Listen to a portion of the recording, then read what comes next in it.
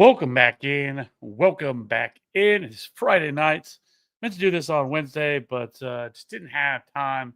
Want to get the video done. So we are here on Friday night to get you set up for your week 14 matchups. A lot of people are fighting for a playoff spot or maybe a first round bye. So let's go ahead and get to it. Here to answer all your questions. Michael, first one in the chat. Please pick one wide receiver, one flex, Myers, Kapuka, Hampton. Would you rather replace one of them, someone off the waivers, Flowers, Sutton, Watson, or Dunze, Godwin, and Evans? Thank you. I really like Jacoby Myers this week. I think he's a great play. I wouldn't want to drop any of them though, but I do like Christian Watson quite a bit. I have Christian Watson ahead of Igbuka, but I wouldn't want to drop Igbuka. I think Evans is a nice stash too. Sounds like he's probably back next week from the sounds of it.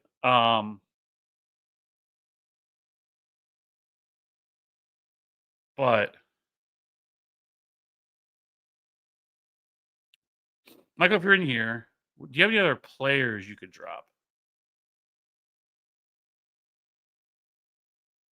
Oh, you dropped this at 11:30. I doubt you're in here. um, I would probably go Myers and Egbuka. Like, I don't mind Hampton. It's a not a bad matchup, especially now that Jalen Carter is ruled out. But the hard thing is with him is like we don't necessarily know how this workload is going to be distributed because it sounds like Vidal is still going to definitely be involved. And I would imagine it's probably going to be some sort of a 50-50 split. Um, so I would probably go Myers and Igbuka, but though I do really like Christian Watson. I have him ahead of Egbuka.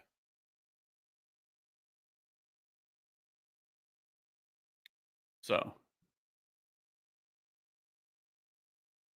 with a Dunze out, would you go DJ Moore or John Mechie for my half point PPR league? In a half point PPR league, I think I go DJ Moore.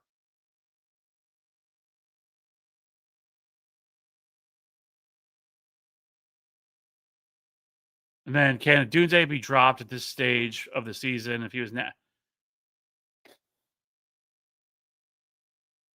mean, he does have a stress fracture in his foot, so that sounds like it's gonna be a little bit more than just a I know he's listed as week to week, but I do really like my Luther Burden, and I actually have Luther Burden. I actually have him at wide receiver 27. I kind of like him here. He's been getting more run in recent weeks. He's definitely the most dynamic wide receiver now they have. We've been kind of waiting for them to really push him out there, and he has started to get more run. He's now ahead of Alameda Zacchaeus, but we've kind of seen DJ Moore. Like DJ Moore is not necessarily a great fit for this offense, and so they are 6.5 point underdogs. So I think they're going to throw the ball a little bit higher rate this week. So I do really like Luther Burden. So if you can pick up Luther Burden, I think that's a pretty good way to go.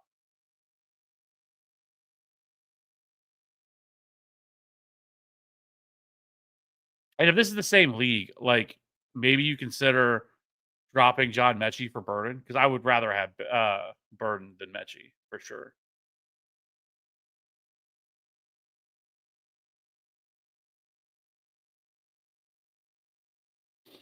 And with as far as it's just tough with a Dunze just because you don't really know how long he's going to be out. But at the same time, it's not like a Dunze was doing a whole lot prior to that injury anyway. But I probably wouldn't drop him. But like, I don't hate it. Like, I guess you could if you absolutely had to. I mean, we only have a couple, 4 weeks left. So, um, but I mean, it really depends on how many bench spots you have. Olave, Mitchell, Burden need one non PPR. I would go Olave in a non PPR as long as he plays. Now he is a game time decision. So now he was a game time decision last week and he played. So there's that. But if he doesn't go, then I would go Luther Burden. Me too. Junkins, Harvey, or Pierce for Oliver. Full PPR.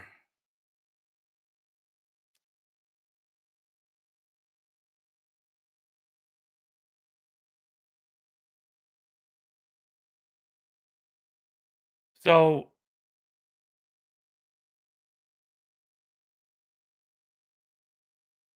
I would go Brees Hall and RJ Harvey. Junkins worries me a little bit just because he's so touchdown dependent because he's not involved in the passing game at all. Obviously, a good game script. This is a spot here in this game where they're going to be, um, they are home favorites, which is good news for Junkins, right? Like this, it's kind of what he needs. He needs like good game scripts, but I still would lean Harvey and Brees and just better matchups for Harvey going against the Raiders, Brees going up against the Dolphins. So I think that's the way I would go.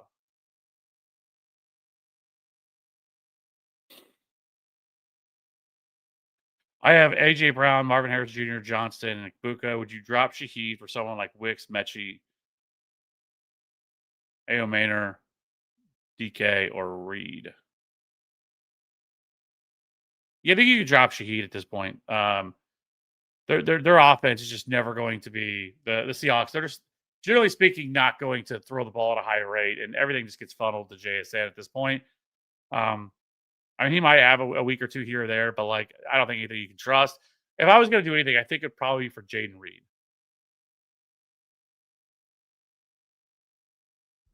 Is who I would probably go with. I would go Reed, then probably Mechie, then DK, then Ao Maynor, and then Wicks is the way I would rank it. Roop. Tampa Bay defense over Jacksonville. Who should I flex? Neal or Adonai Mitchell?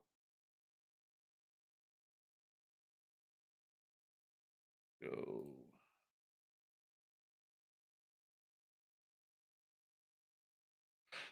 So defensively, give me the Bucks.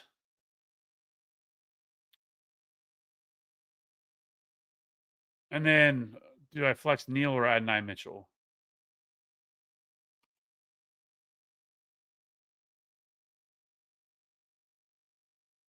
That's a tricky one because Devin Neal, I mean, he's getting like a really good workload. Last week played 71% of the snaps, ran like 60% of the routes, had like 17 total touches. Didn't do a lot with them, but still, like that's something that if he can get into the end zone, I think that's really good news. But like that type of workload can be something where he makes a very good flex play. Adonai Mitchell though also is in a really good spot matchup against the Dolphins. Like him as well. I probably lean. I think Mitchell is probably the ceiling play, right? Like I think he's the one that has the higher ceiling. Where I think Neal is probably a much safer play. So I think it depends on like how you're looking this week or what you're looking for. Like if you have your entire roster, everything looks good, then maybe you just go with Devin Neal as a little bit more of a safer play. But if you look like you're going to trail or you're in a tough matchup this week, then maybe you go Adonai Mitchell for the ceiling because I think that's how I view them. And then Herbert or Brissett's easily Brissett.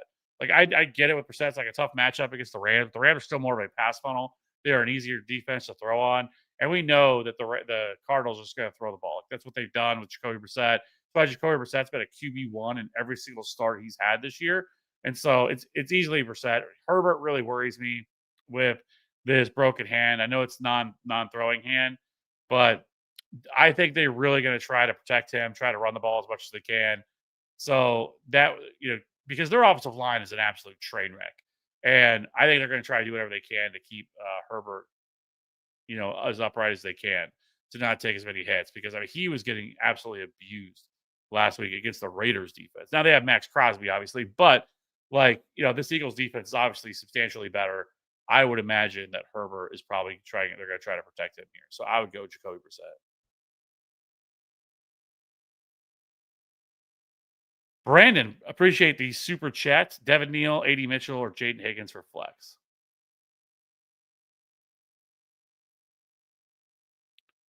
So this is a pretty similar situation. You just added Jaden Higgins to the mix.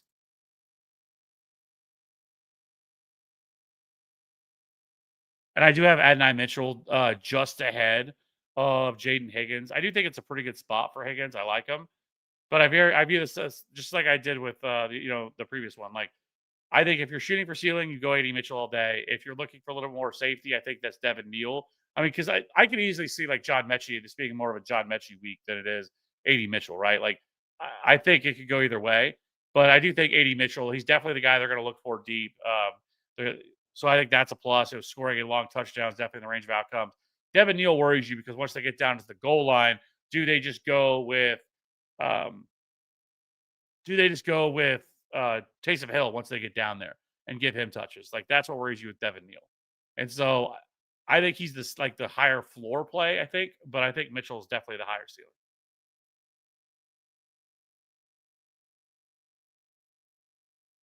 And I appreciate the super chat.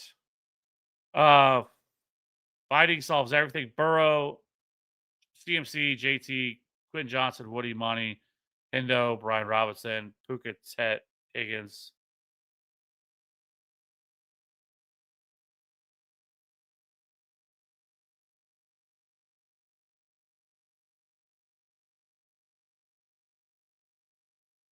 So pick up Adnan Mitchell or Bam. Yeah, but I don't know who you drop other than Brian Robinson would be like the only player. Because obviously we're not dropping Tyler Warren or Brock Bowers. I mean, that's not happening.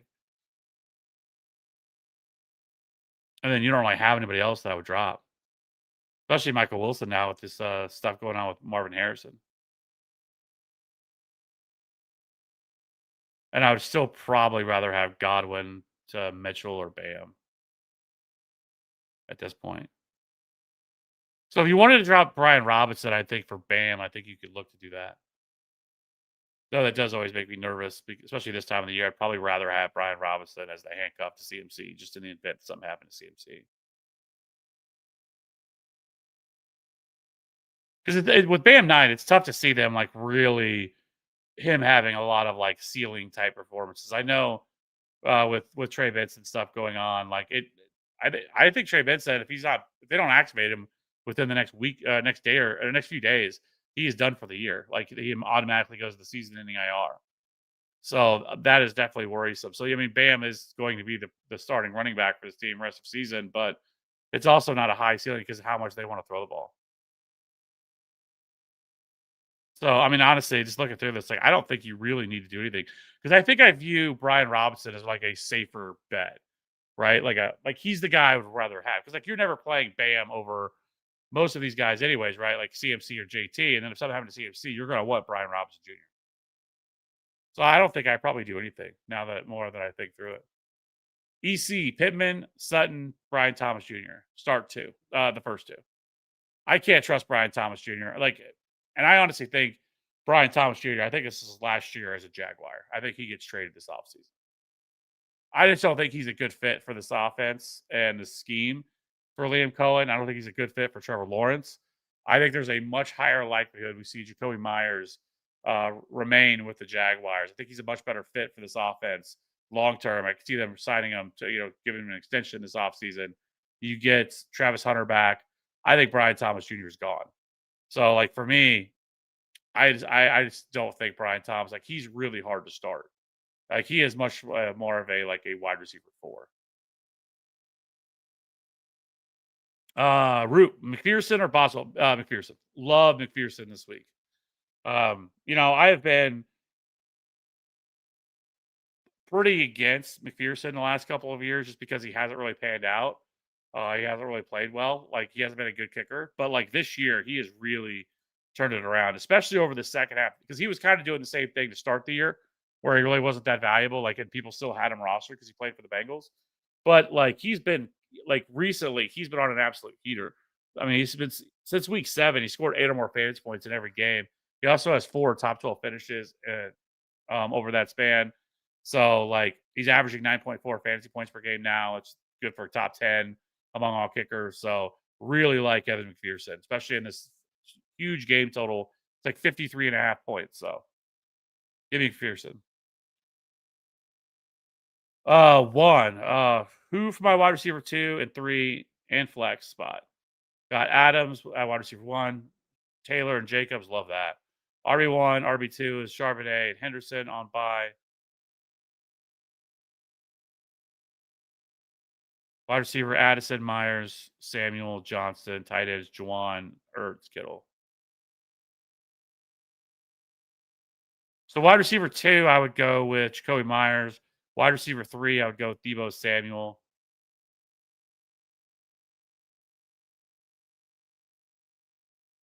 Man, the flex.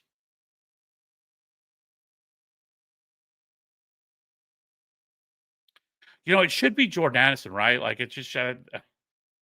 But JJ McCarthy's been so bad. The only thing I will say is this is a really good matchup because the Commanders' defense has been dreadful all year, and this is definitely a team you could throw the ball on.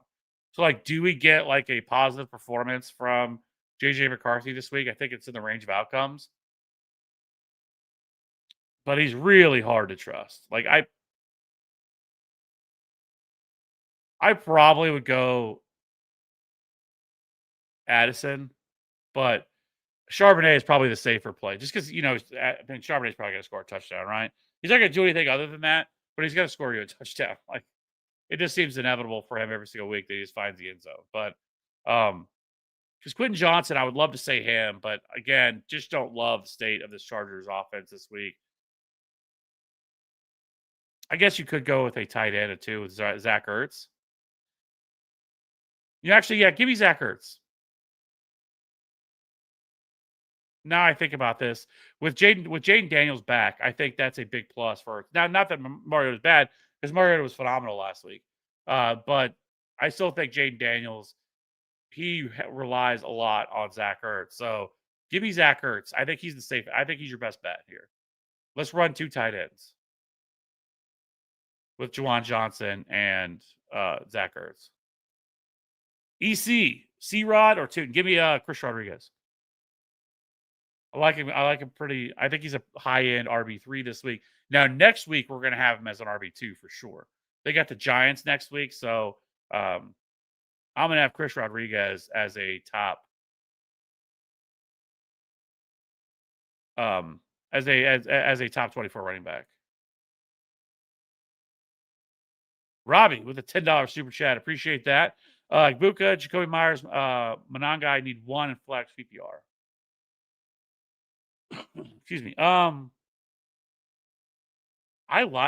like especially Myers and Monangai here, but I would go with Jacoby Myers. And here's why. So he's somebody I kind of talked about, and I think that he's this team's wide receiver 1 rest of season. Kind of already hit on it a little bit with the Brian Thomas stuff, but he makes for a really good play. And they've definitely been looking for him. He's the rapport he has already with Trevor Lawrence, but since being traded to the Jaguars, Myers has been a clear cut for target for Trevor Lawrence. He's received 6 targets in every game, and he's now scored a touchdown in back-to-back weeks. He's also averaged 15.9 PPR points per game. He's been a very viable wide receiver 2. And then including this, we also know Sauce Gardner is going to be out for this matchup against the Colts. And if we remember how bad his Colts secondary was prior to the Sauce Gardner trade, I think this really helps Jacoby Myers a lot. The Colts have allowed the 8th most PPR points to wide receivers. So I think Myers is a really strong wide receiver 2 play where, like I've said, Brian Thomas, a low end wide receiver 3, high end wide receiver 4. So I really like Jacoby Myers here in the spot. I would love to say it's Buka at this point, but I got to see something first. He has just been him and Baker Mayfield. This passing offense has not been very good. I think Mayfield's obviously playing through an injury that, we know that he's playing through, but he did this before when he was with the Browns in his final year, and he was absolutely awful. Very similar injury that he's playing through right now. And so it makes it really tough for me to really want to play Buka at this point, especially week 14.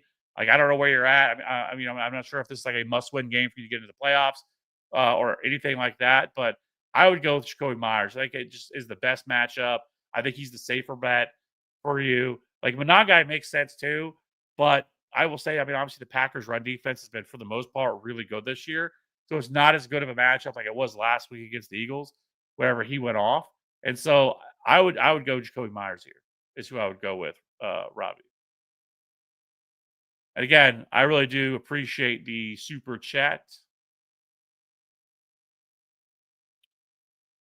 Juan, should I pick up Booty, Singletary, Jordan Mason, Bailey, Adonai Mitchell, or Manuel Wilson off waivers? Do I drop Ertz, Johnson, or Singletary?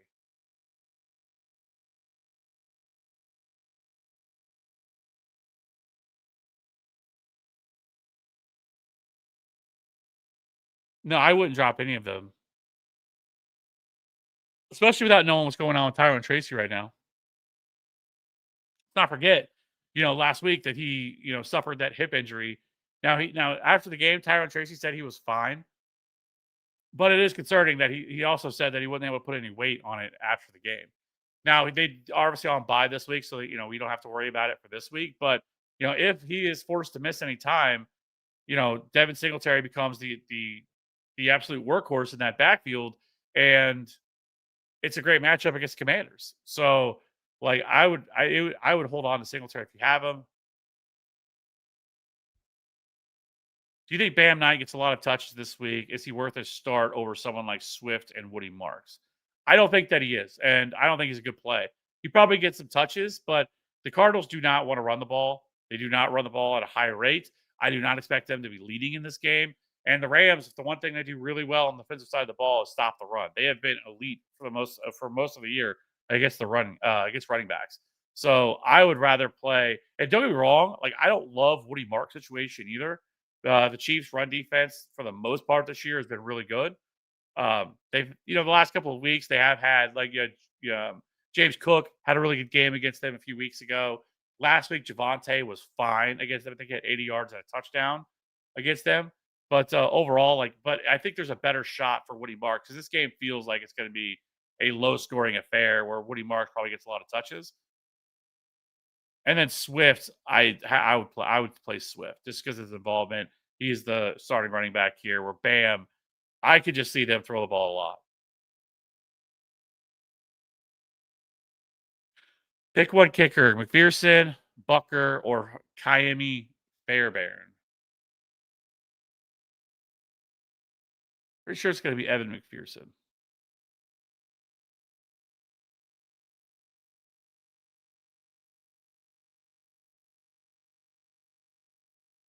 I have Fairbairn ahead of him. Close. So yeah, I have Fairbairn at 4, and I have McPherson at 6.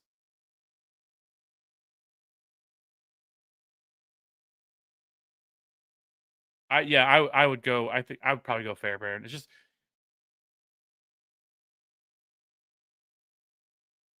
like I said. I feel like this is going to be a little bit more of a low scoring game. I really wouldn't be surprised if it comes down to kickers here in the spot.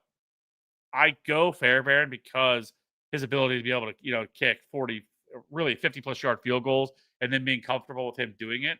It is a little bit tougher because it is an outdoor environment. I'll also say that game is going to be really cold. Not that it's a huge deal, but it tends to affect kickers more than anything with the ball traveling and stuff like that. But in Arrowhead, it's supposed to be like 20 degrees with like wind chills down into the teens for that game. So like that is a little concerning. But also at the same time, there is a little bit of chance for snow here in Buffalo on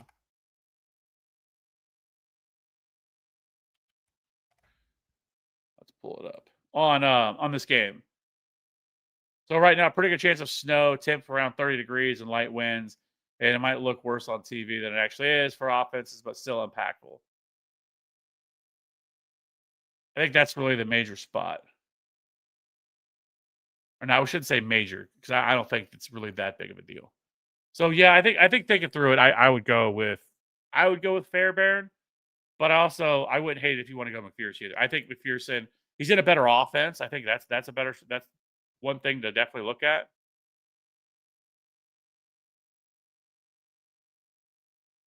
Oh wait, I missed you a second. Okay, picture running backs halfway PPR: Kenneth Walker, Junkins, Monongai. Thanks. Oh man, kill me. um, go with Kenneth Walker and Junkins. I don't love either. Just like I've said, just with Walker, just consistently losing out on touchdown volume because of Zach Charbonnet. But it is a really good matchup against the Falcons in a dome environment. Super explosive. He's still going to see like 16 to 18 touches. So give me Kenneth Walker and then Junkins, positive game script. Give me him over Monangai. Start Daniels, Baker, or Caleb this week. I would go with Baker. Again, worried about the injury he has, but I will say, it is a good matchup against the Saints. So give me Baker. It is close. I have Jaden Daniels as a top 10, top 11. I have him at 11. So I have Baker at 6 and then Jaden Daniels at 11.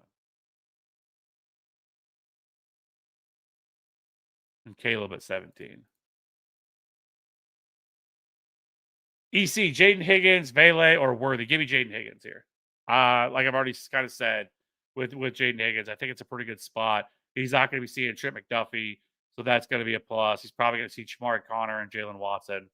So give me Jaden Higgins. Is Trey Benson safe to drop? Yeah, I think you can drop him. Yeah. I don't think he's playing this year. And like I've already said, if he's not added or activated, I believe, in the next couple of days, then he is automatically reverts to season-ending IR. Jason, start 4. Need upside. Vidal or Hampton? I would go Hampton if we're shooting for ceiling here. Neal, Knight, or Carter?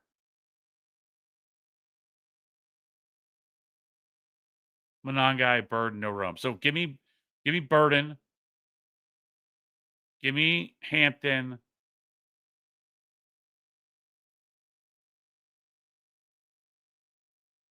I really don't want to start 2 Bears.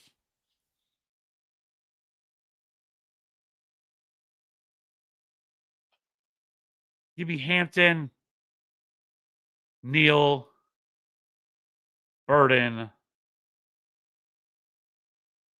Screw it. I guess I'll go Monangai. I really don't want to play either of the Cardinals running backs. If I had to choose one, I would go with Bam Knight.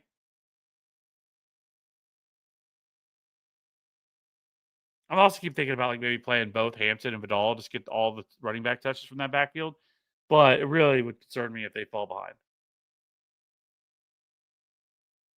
So I'd probably just split the difference and go Hampton, Neal, Monangai, and Burden.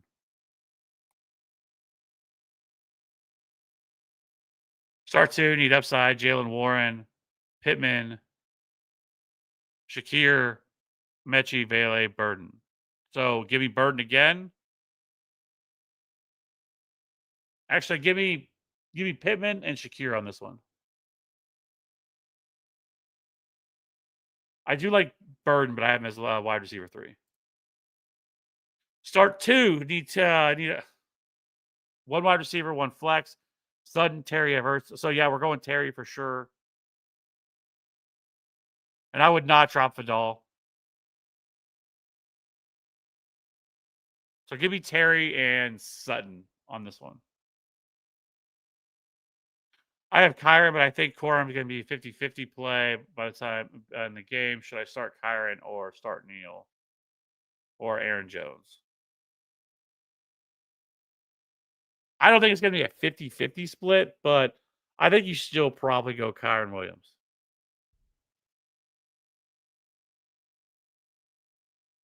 If I was going to go with a different running back, it would be Aaron Jones. It wouldn't be Devin Neal.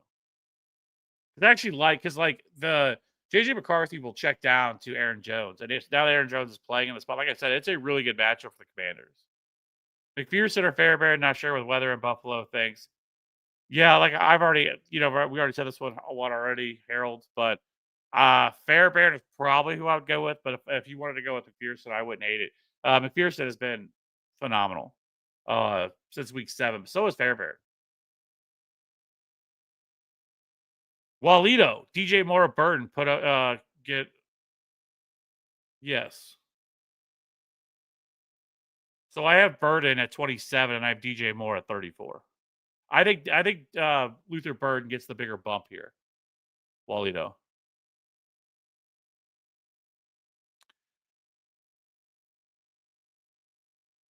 South City, Ty Warren, Franklin Neal, or Brian Thomas Jr. It's going to be easily Tyler Warren. Really love Tyler Warren. Should I pick up JD5? He's free right now. I have Brissett, Herbert, 6. Yes, drop Herbert for him.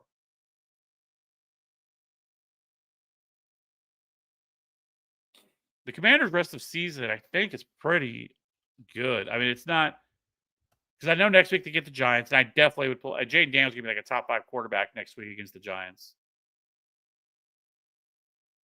and I think they have the Eagles, the Cowboys. Yeah, Vikings, Giants, Eagles, Cowboys. And Cowboys is the last game. It's on Christmas Day. That's the noon game at home on Christmas Day. So yeah, give me Jaden Daniels. Would you start either Reed or Mechie over Johnson or Buka at a PPR league? Oh man, I would be okay with playing Mechie over Quentin Johnson. Reed, I want to play this out a little bit. They have so many pass catchers there, and see how his role is going to look in that offense. But I would be okay with playing Mechie over Quentin Johnson. EC, Fannin likely or Gatson is likely performance last week something to look into. I mean, I think it was matchup based. We know how bad Cincinnati's been against tight ends. I think that had a lot to do with it more than anything. And I will say this week's matchup though against the Steelers isn't bad, but those games are typically really low scoring. I mean, the Steelers and Ravens just always play each other really well. So I would probably go Gatson. I would. I mean, I have them ranked. I forgot to update the tight end one. I updated all the other ones. I didn't update tight end because I don't think Dalton Kincaid plays now, which hurts my soul because I love Dalton Kincaid this week, but I don't think he plays honestly at this point. I mean, he basically got in limited practices all week, and yeah, from what I was seeing, he's walking around with this huge knee brace on. So even if he was out there and if he's still wearing that huge knee brace, kind of like what we saw with, if you remember Brock Bowers prior to him missing time, he was kind of trying to do the same thing. This knee injury is new. I don't know where it really came from. But that wasn't the question. Anyway, so I would go with Gatson. If you're nervous about Herbert, then I would just pivot over to Fannin. But I will say the Titans have actually been pretty decent against tight ends this year. The only thing with Fannin is that they kind of line him up all over the place. He's not just like an inline tight end. Devonta Smith or Justin Jefferson? I would go Jefferson. I get it. I really do. It's been so bad for Justin Jefferson this year. The quarterback play has been horrific, but I would still go Justin Jefferson here. Again, the matchup is incredible. So much for the JJ McCarthy hype before the season. Yeah, and I'll be the first to raise my hand and say that I thought he was a decent late round quarterback option. A lot of it had to do with his rushing upside because the dude possesses like 4.4 speed. So like he's a really good athlete. And so I thought maybe that he would be able to, utilize his legs. And then you put him in this offense with Jordan Addison, Justin Jefferson, and TJ Hawkinson. Like there's way too many weapons for this team to be this bad. Like this is a good roster. Like this team should be fighting for a playoff spot right now. But the quarterback play has just been horrendous. And honestly, there was a lot of question marks about Sam Darnold. Can Sam Darnold replicate what he did last year? That's obviously been, that's been answered that yes, he can repeat what he did last year. But obviously, I think at this point you have to move on from JJ McCarthy at this point. But I don't know. It's a trade wreck though, especially with all the how good all the weapons they have within this offense are. Shook or McCarthy, worst decision I've had all season. Needs some convincing on one way or the other. Please help. Okay, so when it comes to Tyler Shook, I think it's Shook there, and Walito, we'll be happy about that because he's the Saints guy. But Tyler Shook has actually not been terrible. I don't feel great about it. Like I did the video that I did with must plays of the week or top plays of the week, and I tried to go a little bit deeper into quarterbacks, like not just give your most obvious plays. And I landed on Tyler Shook as he made the list because he's produced a top 12 scorer in 2 of his last 3 games. The Saints, really, despite struggling on offensively, they still have averaged 38 pass attempts per game, which is one of the highest rates in the league. And the Bucks have been horrible against the pass in recent weeks. They've allowed the ninth most, or they'll have the most passing yards and the ninth most passing touchdowns. So, like, I think there's a lot to like here with Tyler Shook, and I will say that I think it really depends on, as long as Chris Olave is available, which I do think he's going to play. But I think Shook is. I think that's who you go with over McCarthy. Would you drop Daniel Jones or Nix for JD5?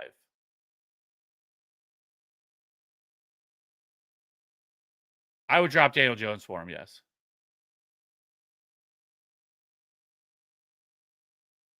Drop Pearsall for JD5. I already have Daniel Jones as a starter.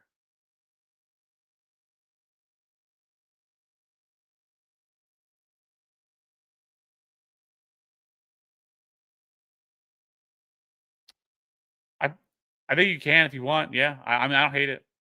Like Pearsall's done. Now it'll be somewhat interesting what he looks like coming off this bye week. Do they change some stuff up? Does he get more involved coming off the bye week? Giving him a little bit more time because like obviously he just hasn't been utilized. I mean, the dude is not seeing any sort of targets. He's coming back. He's seen 3, 4, and 3 targets. Like that is horrendous. Like it is really hard to do anything, and which is crazy because prior to the injury, 7, 6, and 11 targets and 5 targets. But then he left with an injury during that game. But yeah, like I don't hate it. Like honestly though, like maybe you just drop Daniel Jones. The thing with Daniel Jones too is like some of the stuff that made him so valuable as a fantasy asset was his rushing upside, was his ability to get rushing touchdowns. And now with this fractured fibula, like he's not doing that. Because I mean, prior to the injury, he had 5 rushing touchdowns to that point.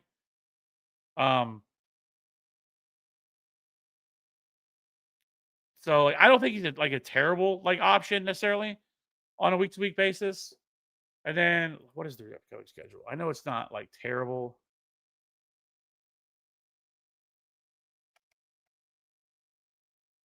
Well, actually, I take that back. So, well, this week's a really good matchup against the Jaguars pass defense. Next week, I would not play Daniel Jones at all. And then they get the 49ers, which that's not a bad matchup. And then I guess, okay, then they get the Jags. So really, yeah, like I probably would just drop Pearsall, I guess, if that's the worst option you have. And then just go with Jay Daniels because I would definitely play Jay Daniels next week against the Giants. And I would not want to play Daniel Jones against the Seahawks on the road. Britton Strange or Pitts full PPR? Give me Britton Strange. Love Britton Strange. Better D this week, Dolphins or Titans?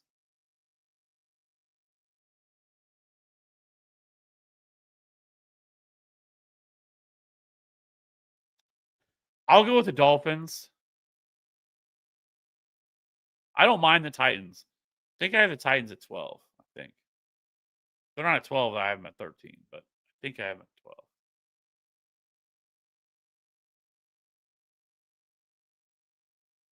I have the Dolphins at 9. Yeah, I have the Titans at 13, just below the Packers. I have the Titans, then Steelers,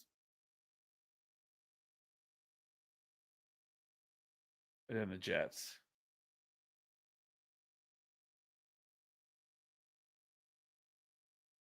Top 3 quarterbacks in order this week. Burrow, Love, Trevor, Darnold, Bo, Brissett. So it's going to be Burrow, Bo Nix, Jordan Love, Darnold. Or I missed Brissett in there. Or did I get Brissett? I may have. So Burrow, Brissett,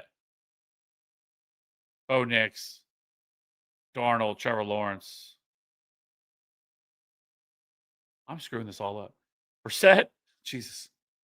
Brissett, Burrow, Knicks, Love, Darnold, then Trevor Lawrence. Okay. Yeah. Man. Or you can just read the screen. Like, just murdered that. Stupid Dave. Ayo.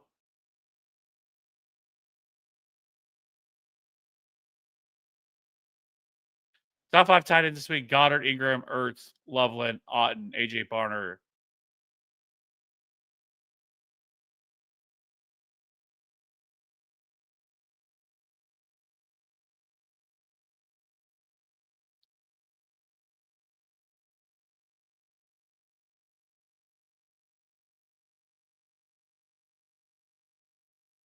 So I would go with Ertz. And then Loveland.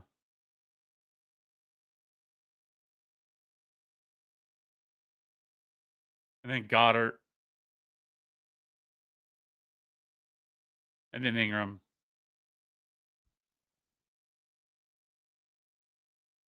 It's Devin Neal's smash week on Sunday. You think so? Like, I don't mind Devin Neal. Like, I like him. I think he's a really strong flex play this week, but there's like I always just get nervous with like what are they gonna do with it once they get down inside the red zone? Is it gonna be Taysom Hill that takes away all the touches? So is he like a 20-20 guy? Is he gonna have to rip off a long touchdown? Like those are the things that worry me.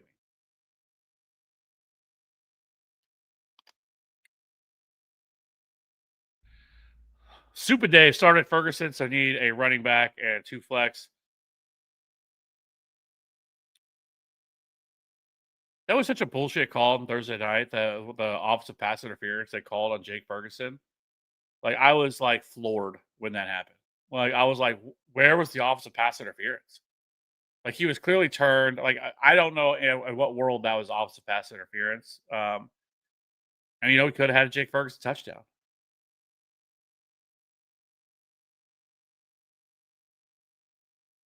So you need a running back and 2 flex. So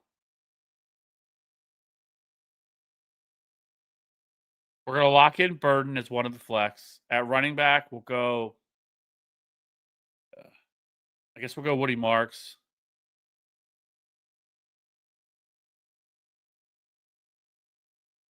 So Burden, Marks.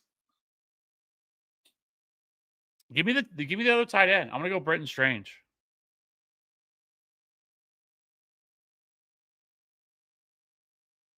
I think Neal's the other option, right? I think that's the other player. That's the other guy you would look at. And like, if we're shooting for ceiling here,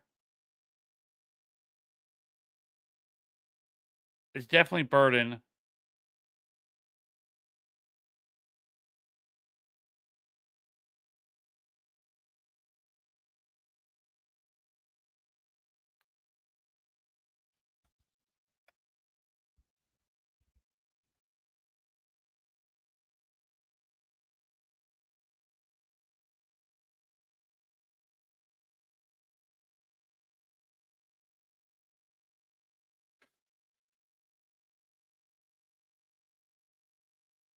Yeah, I mean, I don't hate that. So yeah, Neal or Vele, I suppose. Yeah, I mean,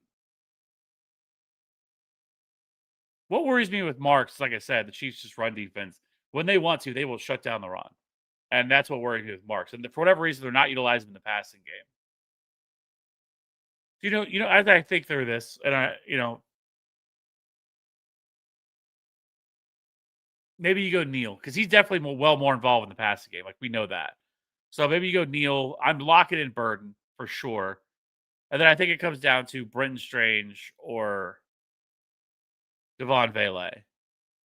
And I really don't want to play 2 Saints. Let me put it that way.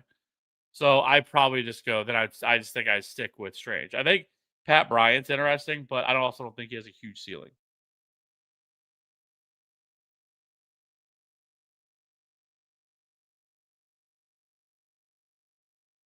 Spartacus, I'm looking for a wide receiver that is possibly a grand slam. Then go Luther Burden. I think he's like he has definitely the highest ceiling. I think. with Roma Dunze out. They're 6.5 point underdogs too.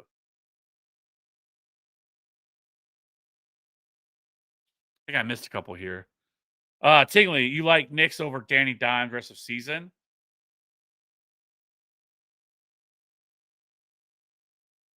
Um, Probably. It's just that injury worries me. It really limits him with what he can do in the pocket. Like I said, this week I think Dimes is a pretty decent play. Like I have him as a high end QB2. Next week, I'm not going to love that spot at all against the Seahawks on the road. But then back the last 2 weeks are back to like home matchups too against the 49ers, which with the 49ers defense is not very good, and the Jaguars pass defense is not very good. So like those are really good spots for Daniel Jones. It just worries me with that injury he has and him not being mobile, and they're going to really try to run the ball as much as they can. And Nick's obviously offers some sort of rushing upside. Oh yeah, I would drop Rashad White because even we already know like if something happened to Bucky Irving again, it's going to be Sean Tucker. It's not going to be Rashad White. So yeah, I would just drop Rashad White for Jaden Daniels for sure. Wide receiver cash question for a full PPR league: Godwin, Pierce, Devonta, Mechie. Pick two of these. Start. So we're gonna go with Devonta Smith, and then give me Chris Godwin as your other wide receiver here in a full PPR. I like the other two, Alec Pierce and John Mechie, but I'm definitely gonna play Devonta Smith and Godwin though. Scott, full PPR, flex. AD Mitchell, DK Monangai, Jaden Higgins, or Quentin Johnson. Give me AD Mitchell.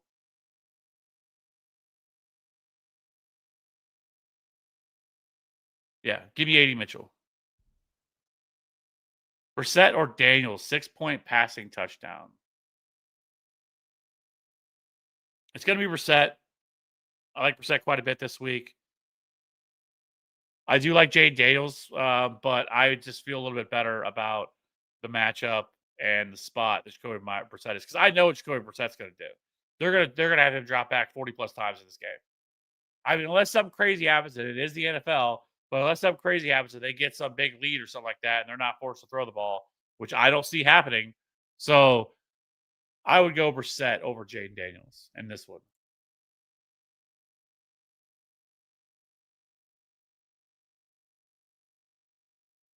Yeah, Ferguson was definitely robbed.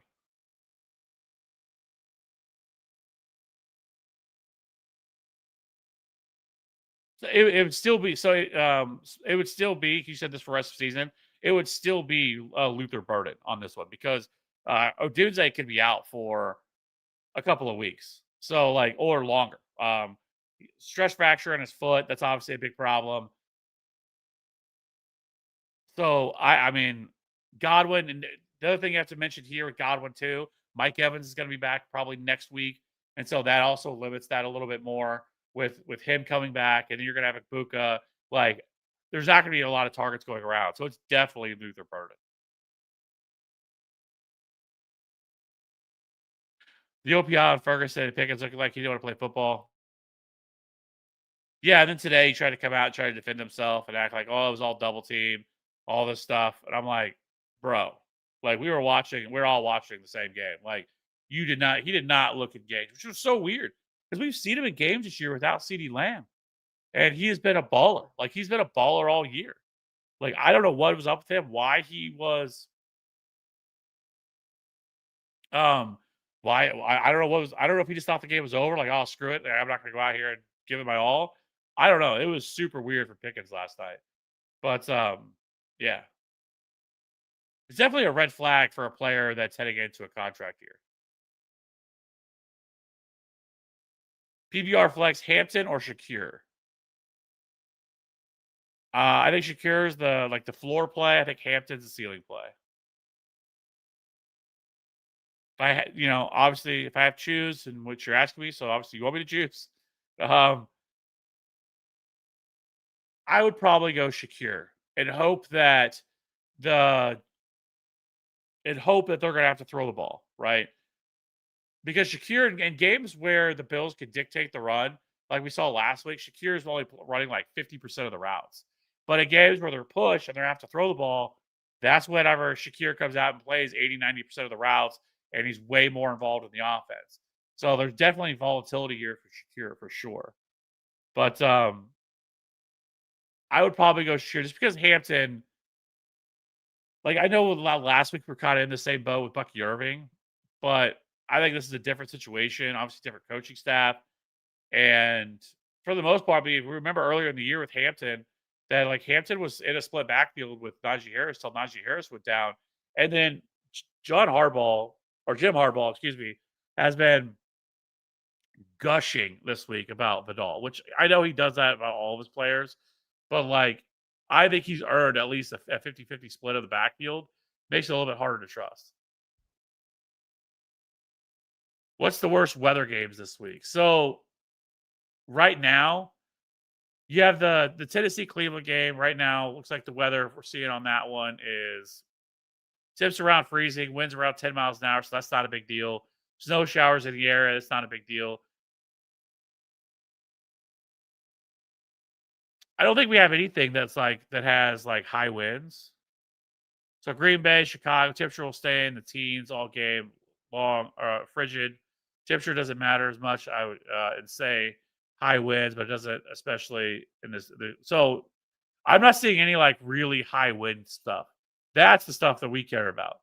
Snow, actually, I think I can't remember who it was, maybe Chris Allen or something like that.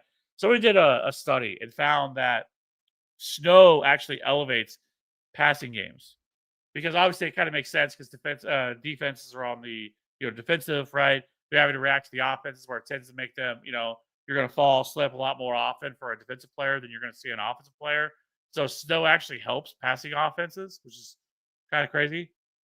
But right now, I'm not seeing anything that's going to have a huge impact. Like Buffalo, there's a pretty good chance of snow during that game. It's going to be around 30 degrees, but it's light winds, so that's not a big deal. Chicago, Green Bay, it's going to be really cold. And then the Tennessee Cleveland game doesn't really look like it's going to be a factor either there. So I don't think we have a lot to worry about in terms of weather. When to pick up Burden and Salt DJ Moore available? We've seen what Moore is, but would you agree that Burden? Yes, I 100% agree, Spartacus, that Burden has the higher ceiling for sure. Like it wouldn't shock me one bit if Burden like broke out over these next 4 games and like ends up being that dude. We kind of see this a lot with rookie wide receivers over the end of the season, and he has all the opportunity in the world now. I was leading Neal and Strange or Marks. I had Vele in, but after Rome was ruled out, I wanted to ask if he was on a play. Also, was leading Brissett.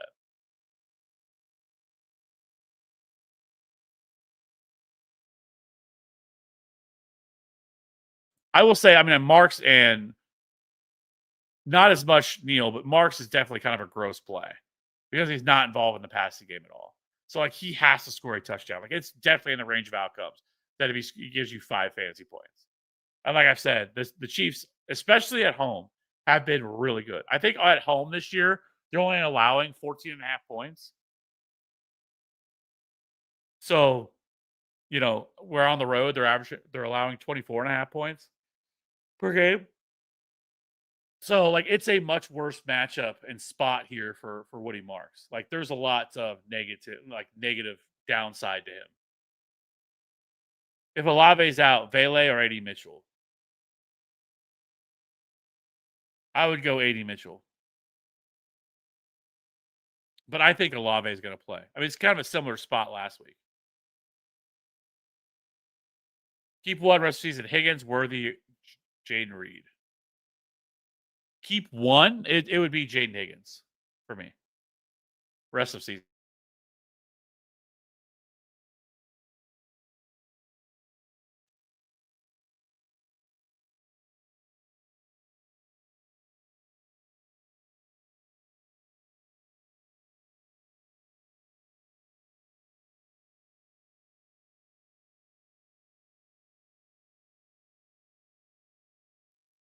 I didn't unmute myself.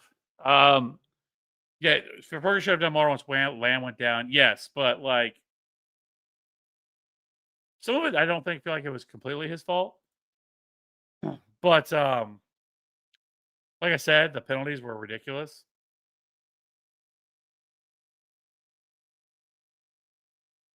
Yeah, Ryan Flournoy just absolutely went out and just crushed. Some of it was on a broken play, like a 40-yard touchdown. It was on a completely broken play. But yeah, I mean, Flournoy actually looked pretty good. And I don't know if Lamb's gonna. I know Lamb's gonna have a little more time with this Thursday night game, so a little bit more time to be able to come back and play next week. But that was more than just your normal concussion. Like, I mean, that was like fencing position stuff. Like, that is a much more scarier type of concussion. All concussions are scary. I don't want to say it like it's like some concussions are worse than the others, but like that one looks like it was much more brutal. Stuff with CeeDee Lamb when he went down. So like it's definite possibility that CeeDee Lamb is out again next week. We typically see players when they go on or they have a concussion, they miss a week anyway. But there's a little bit higher likelihood that maybe he's able to play next week because of the longer time off. I drafted the best ball teams from weeks 14 through 17 and thought after scrolling down to Flournoy to stack with Dak, I went with Waller as a third tight end. Oh man, that would have been nice because I guarantee you that's the way to do it. Teams scroll down when you do best ball, like trying to, because that's how you get guys that are like 1% owned, like nobody has. That would have been a real nice one.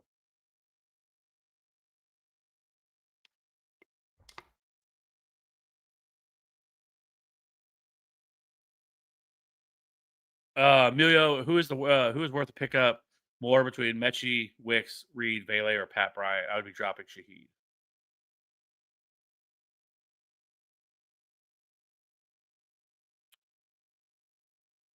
That's tough. I like Pat Bryant a lot, but it's still the Broncos. We have to keep that in mind. And that's still Sean Payton, who, despite the last couple of weeks, that like he could flip at any time. But I would probably rank them Reed,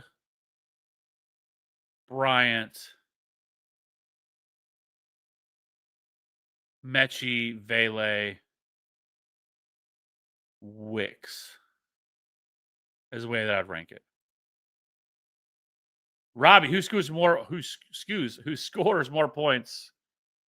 McPherson or Myers? It would be Jason Myers. Myers has been, he is the kicker one right now. Now, he may not be after this week, after that monster performance by Brandon Aubrey, but it would be Jason Myers. Jason Myers has been really good.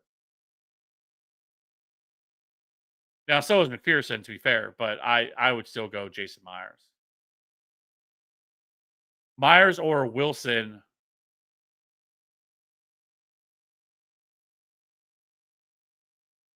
My other wide receivers is Adam.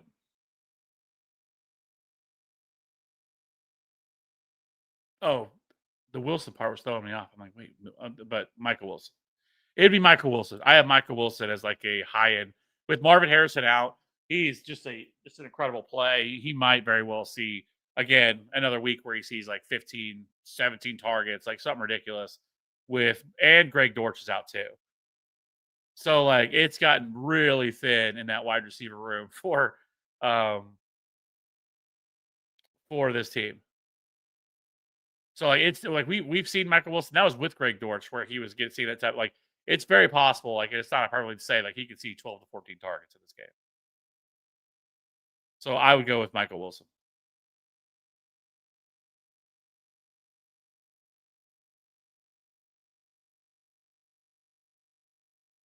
Keep 2 rest of season.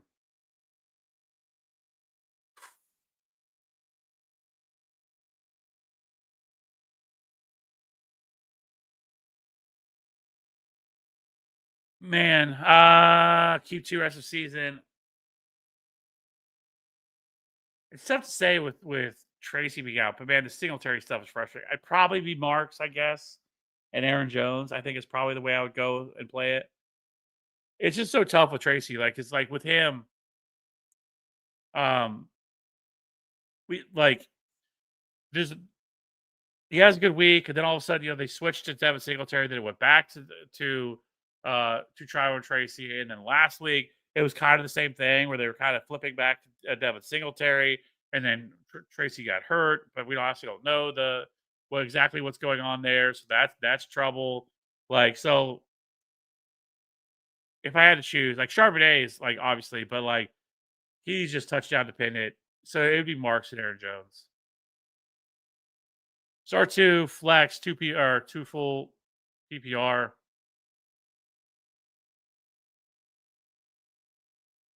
Bucky, Achane, Harvey, Junkins.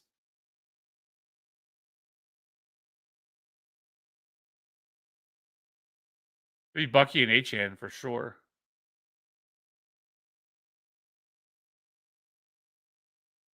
Guess you're needing 4 here. Maybe you should be in start 2, flex 2. I would say. So Bucky, Achane, Harvey, and Jacoby Myers.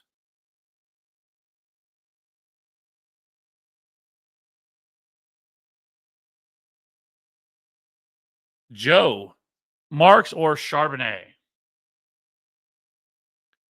I'd probably go with Marks. We've kind of talked through this a lot. It's just I don't love but he's still going to he's still going to be the like 1A running back. He probably still sees 12 to 14 touches. Where Charbonnet definitely is going to need either A, need an injury, or 2, he's going to need to score a touchdown, which definitely in the range of outcomes, but I still would probably go Woody Marks.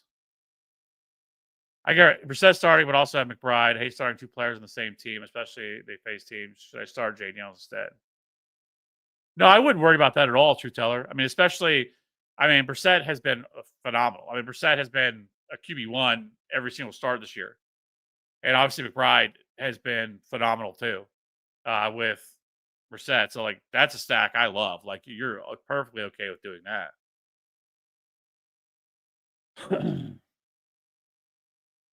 Retro, caught you live. Love the content channel. I appreciate you. Appreciate you rocking with us. Appreciate you following us. Appreciate you watching. Really do. Can I finally drop Goddard and Ramondre and grab Corum? Sure. I mean, it depends on what other tight ends you have and like your running back depth. But as far as like backup running backs are concerned, I would much rather have Blake Corum than Ramondre. So you could definitely drop Ramondre. Like, we know what Ramondre is at this point. Ramondre is, even as a starter, is like he's like in the top 30 running back, right? Like, he's not somebody that we're going to want to sit here and start. Like, he's not, if TreVeyon Henderson goes down, Ramondre Stevens still is like a low end RB2 at best, depending on matchup. Where if Kyren went down, Corum would be a locked in top 12 running back every week. And so, like, I would definitely rather have Corum than Ramondre. So I would drop him for sure for Blake Corum. Caleb, first seed locked. Love to see that. Dak, Herbert, Gibbs, Bucky, Junkins, Marks, Vincent, Corum, Jason, Rice, Adams, Akbuka, Evans on IR, Kincaid at tight end. Any moves you think I should make for the playoffs? We dropped. I think we could probably drop Trey Benson at this point. See if I can get one last, because I just want to verify something with him.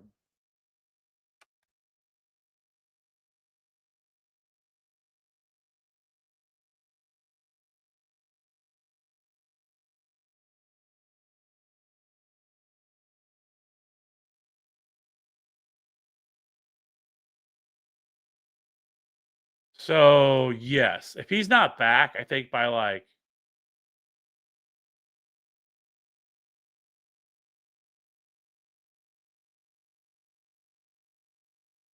so by December 10th, he has to be back by December 10th, or he automatically reverts to the season-ending IR. So if they don't activate him, I guess they have until next Wednesday to activate him. And at this point,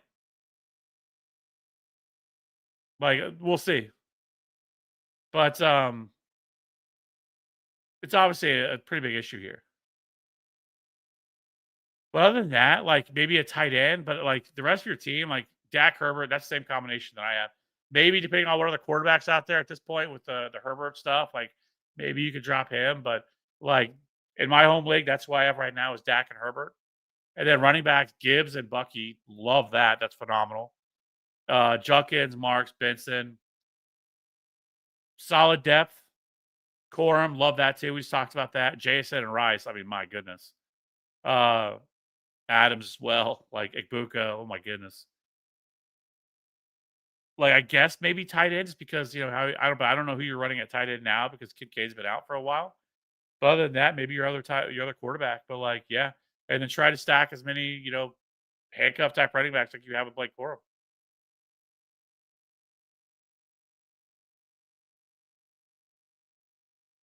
We only have two bench spots in my league. No IR lane. My only players are Javante and Kyron. She Rice.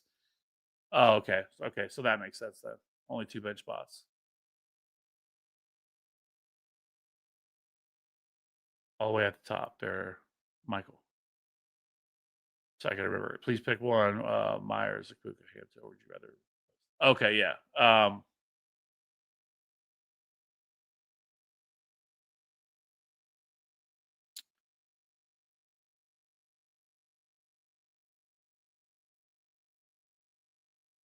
I mean, that's tough. Because like maybe you consider dropping Igbuka for Mike Evans, who should be back next week, but there's obviously risk involved there. But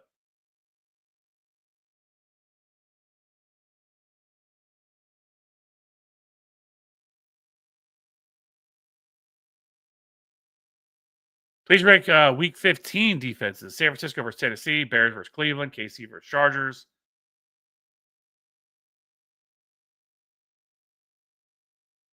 I would go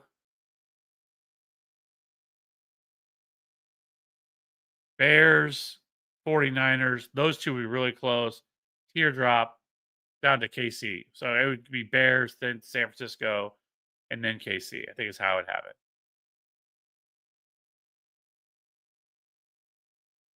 Yeah, we also speaking of which, speaking of the Browns, I saw the old the Browns open up the practice window for Deshaun Watson,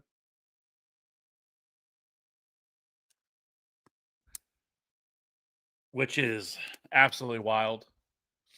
But we'll see if he plays, I guess, at this point. Do you think Harvey will have a better week than Judkins? It's really close. I have both of them pretty close to each other. The only thing that worries you with RJ Harvey is mainly workload. I mean, he played just 47% of the snaps last week against the Commanders. Guys with 13 carries, 3 catches on 4 targets.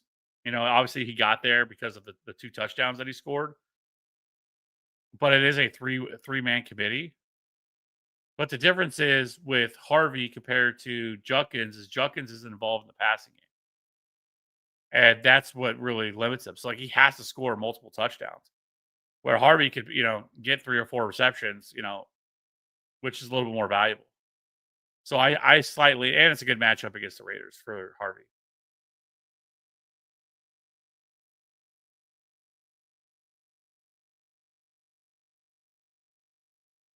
Okay, so we have Waller at tight end.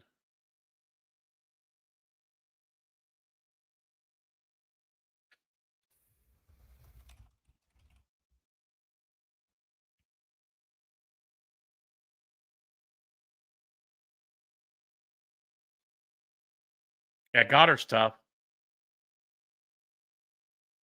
It's just their whole passing offense has been horrific. This week they get the Charge, which isn't a great matchup. Derwin James is phenomenal against tight ends. But past that, they do get the Raiders, the Commanders, and the Bills. Which the Bills have been pretty good against tight ends. But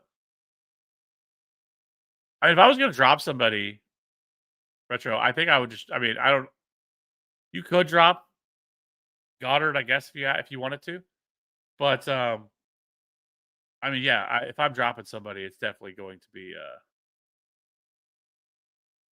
Ramondre for Corum.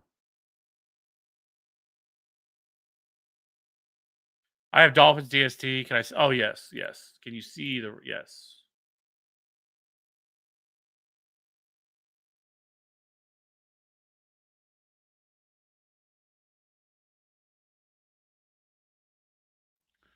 Dolphins are at 9.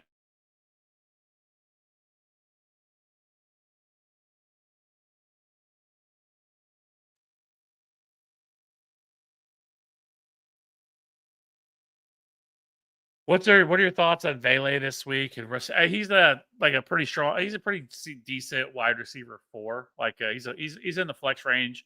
Um, he's outside of my top 36, but he's still in play as a flex. Obviously, Rashid Shaheed gone. Like it kind of opens up targets. The Saints have thrown the ball at a really high rate this year, and they're one of the more fast-paced offenses. But they're definitely going to continue to throw the ball at a really high rate, despite despite and also, it probably is a lot of it too. Is their negative game scripts. They haven't been in a whole lot of positive game scripts this year, but they are a team that's going to throw the ball a lot. He's seen I think 15 or 16 targets Vele has the last 2 weeks, so that's a plus. But I think the ceiling is probably capped just because um, they're not a team that's going to score a lot of points. Like this isn't like a potent offense. I think it's become like a average, I guess, offense with Tyler Shook playing better. But there's definitely downside there too. Drew Teller start one at running back, one at flex. ETN Walker or Waller, Kenneth Walker. Tyler Ward is my tight end one.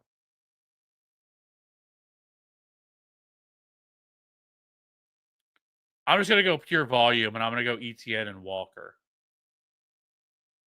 Waller, I don't mind, but he still. I mean, he did run a lot more routes than I was expecting last week. It's just he hasn't been a huge target earner. Like even before he got hurt when he came back the last time, like he still it was all touchdown dependent. Like he's not like he's out here drawing like 7 or 8 targets or something like that. So that worries me with them. They said Benson will play this year, maybe week 18. Yeah. Like I said, he has until week 10 or week 10. He has until the 10th of December to be activated, which is next Wednesday. If he's not activated by then, he is cooked. Which I guess technically, I mean, you could activate him and still not play him, right? And just have him sit if he's still not ready. But at this point, I don't know why. Like, what are we doing at this point? I guess other than maybe if you want to see like what he is, and at this point, but I don't know. I didn't expect Trey Benson to be out as long as he's been. Juwan Johnson fan or Strange.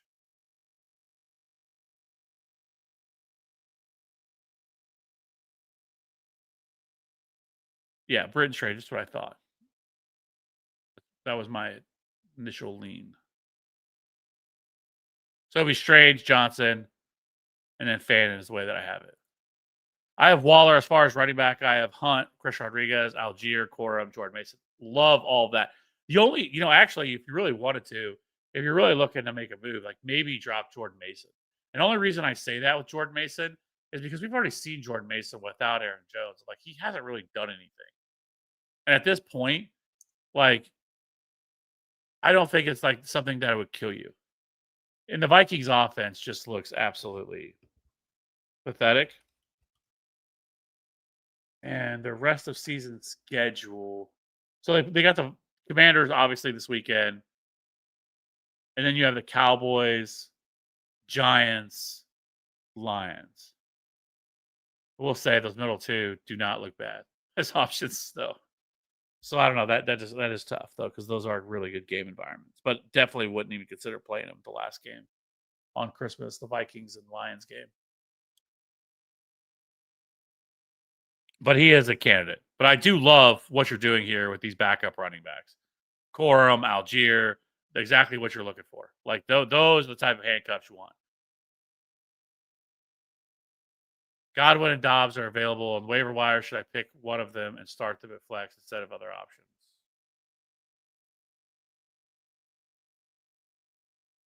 No. I would still probably play Walker and ETN over Dobbs or Godwin.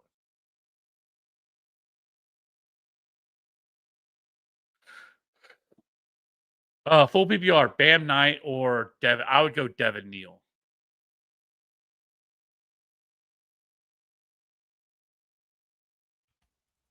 Like they're similar spots in a way, but Devin Neal has the better matchup. And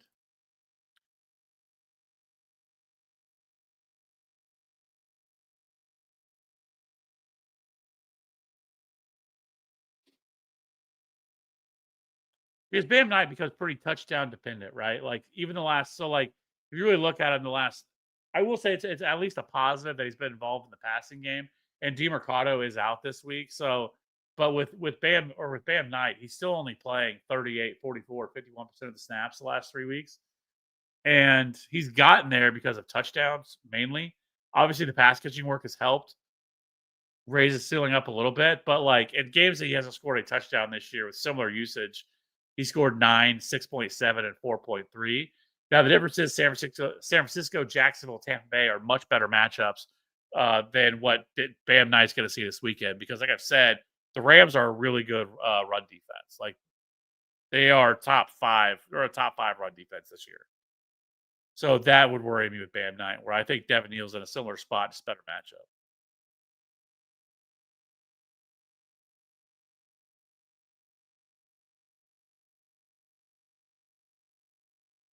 If I don't need to win until week 16, do you think I'm good running Kincaid? Yeah, I would. I would rather have Kincaid than.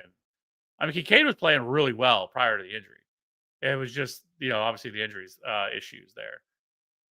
And Fannin, if they insert Deshaun Watson, like Fannon's dead because Deshaun Watson does not target tight ends.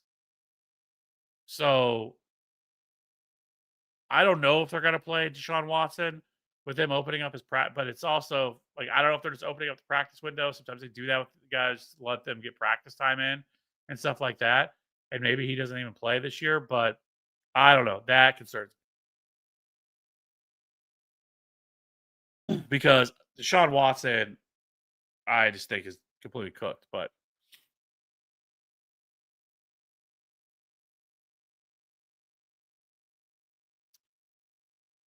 defense, Dolphins, it is. I was thinking about the Titans. I mean, the Titans aren't a terrible play, right? Because like the Browns' offense is not one that like we're truly afraid of. But I also think that they're probably a little bit more safer of a floor play. I don't think there's a ton of ceiling with the Titans unless Chimere DK returns one for a touchdown, which he has done that multiple times this year for special teams. But like I think you're just going to see the Browns really just pound the rock, which limits things, right? Because that takes away opportunity to score a touchdown or get turnovers and get defensive touchdowns, stuff like that. And so I just think the Titans are a little bit more of a safer play. Do you have a playoff defensive rankings? I don't, and that's mainly because I'm not a I'm not some of those people that want to just hold it, like pick up a defense and just play them every week. I am much more of let me stream defenses uh, every single week. Mechie or Vele or Pat Bryant over Johnson at PPR league.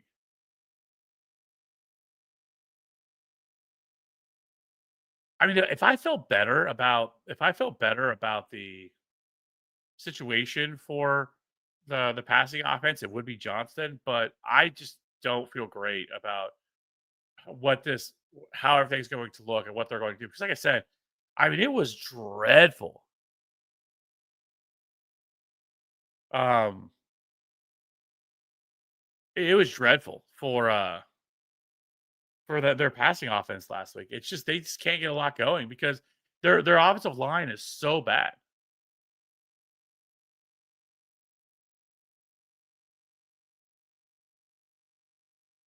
So I would probably go with it would probably go Mechie, Bryant, Vele for me. I think it's the way that I'd rank it. But they're all really close. Like they're all like within that wide receiver one tier or wide receiver one, the wide receiver four tier for me. They're all like that next level wide receiver.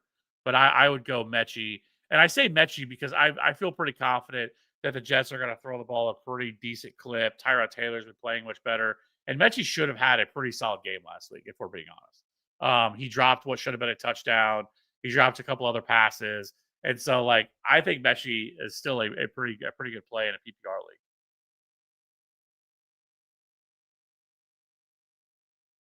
True Teller, sorry, I forgot to mention Devin Neal from the Saints.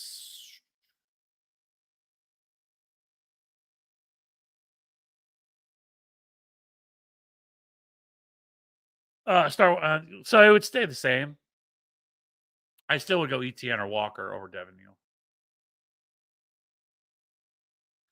Retro, thanks. My first year in fantasy. We were in a standard format, locked to number 2 seed, just fine tuning for the playoffs. Love it. Heck yeah, especially first year. Good for you.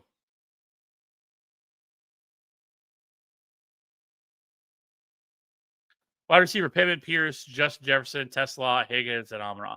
Yeah, I mean Tesla is I think expendable at this point. Retro, just because I mean we know Amon Ra's back now. He's good. He was more of a now he did score a touchdown. That was at least encouraging, but I don't think he necessarily need to hold Tesla.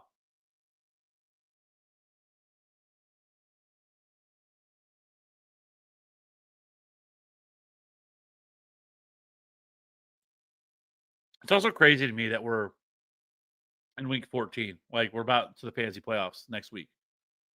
This stuff flies by every year,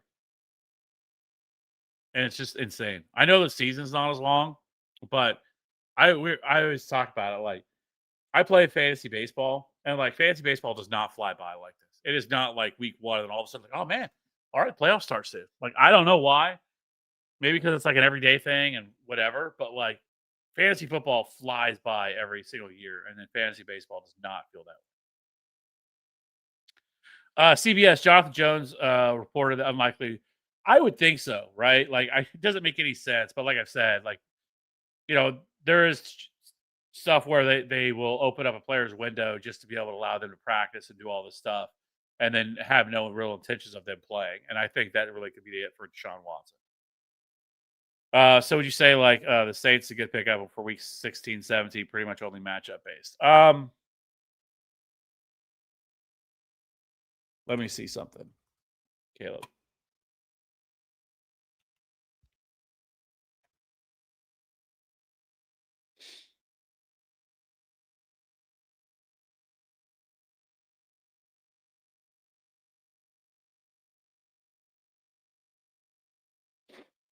So this, I mean, the Saints do have. What is this? So they play the Jets and the Titans. Yeah, I mean, don't get me wrong. Yeah, I mean the Saints have the third easy or the second easiest remaining fantasy schedule, because they get the Panthers and then the Jets and then the Titans. That's pretty good. Yeah, I guess if you wanted to go with the Saints, you could definitely do that, because I mean the Saints are going to be a top 12 unit. I can already tell you now. The both for week 16 and for week 17. So yeah, if you want to pick up the Saints, I do not hate that call at all.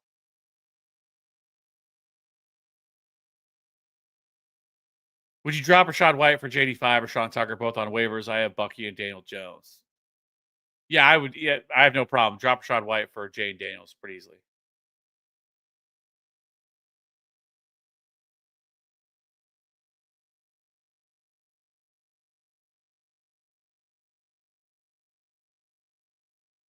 I would start Watson over Ibuka. I would. I mean, I guess it's crazy, but at the same time, like Ibuka just hasn't done anything in a really long time. Like he has not been good. Where when it comes to Christian Watson, like I really like Christian Watson a lot this week. This is a phenomenal schematic matchup for him. It sets up really well in recent weeks. He's been averaging 7 targets per game, 16.2 PPR points per game over his last 3 games. He's been the leading target getter for this team. He sees a 36% first read target share. Um, so, and then, like I've said, like schematically, it sets up really well. The Bears allow the third most receptions of 20 plus yards, and that suits Christian Watson really well. He has a 19.4 average depth of target, which is the third highest in the league. So he's obviously their downfield threat. The Bears allow the 7th most PPR points to wide receivers. So, like, Christian Watson is an incredible play. And I mean, when it comes to Ibuka, I mean, you have the Week 10 game where he scored 23.3, but since other than that, like only thing I'll say with Ibuka though is he is consistently still seeing a ton of targets, like every week. Like he has seen 8 or more targets. You have to go all the way back to week 6 where he was under that. And but he's just not doing anything with them. Could that change at any time? Absolutely.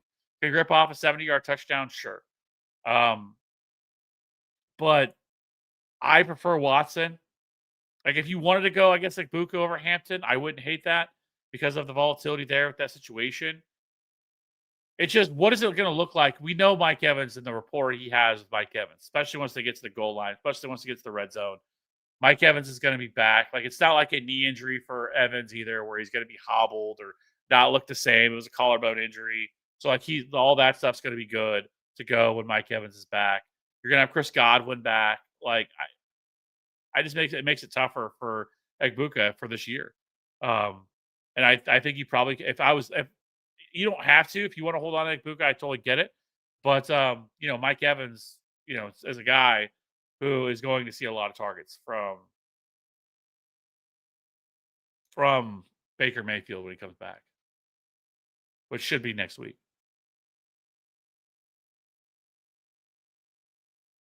ET, I mean, DST to stream for this week with Commanders, Eagles, Jags, Vikings on waivers. Which is the best pickup? Go with Commanders. I mean, it could blow up. It could not work out, but because I know the Commanders' defense isn't a great one, but it's still a great matchup. The Vikings they allow a sack on 10% of dropbacks, which is just behind the Raiders as worst in the league. They also have thrown an interception on 4.4% of dropbacks. That's easily the worst rate in the league. Overall, the Vikings are allowing 11.6 fantasy points per game to opposing defenses. And so I just think I really like the Commanders. I think they're probably the best streaming option. I think if I wasn't going to go with them, I think I would go with the Eagles.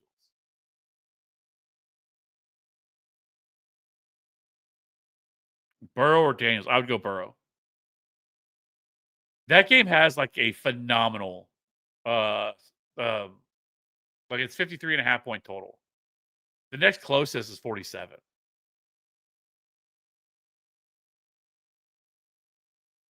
So I would go Burrow. I have Burrow as a top 3 quarterback play this week. So Tesla and Jordan are expendable.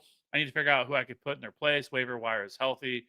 What should your recommendations be? Defense of Seahawks, by the way. Kicker is Fairbairn. Yeah, you hold those. I mean, it just depends on what players are sitting out there on waivers, like in terms of like running backs. If that's what you're wanting to do.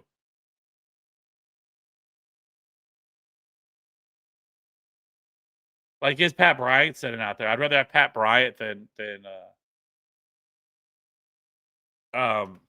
Tesla for sure.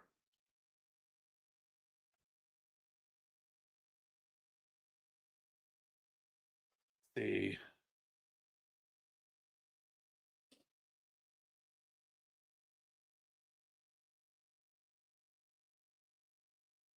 You have Corbin, Algier. Those are two of the best you could have, I think, in terms of handcuffs. I think Keaton Mitchell is definitely a one that you could look at as a pretty solid handcuff, because if he goes down, or if Derrick Henry goes down, just Still's already on IR.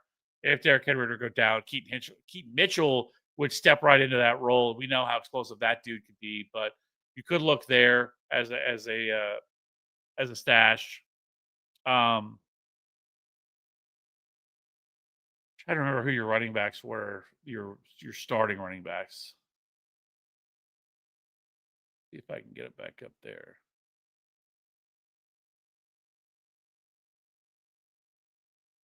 Get past it. I guess you didn't say. Who are your starting running backs, Retro?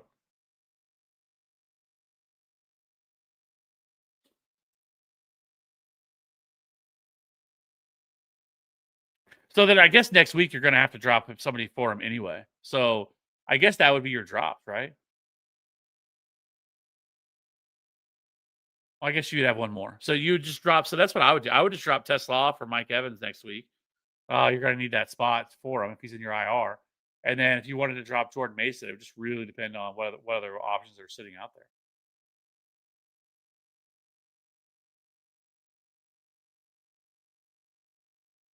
Oh, starting as Kareem Hunt and Chris Rodriguez.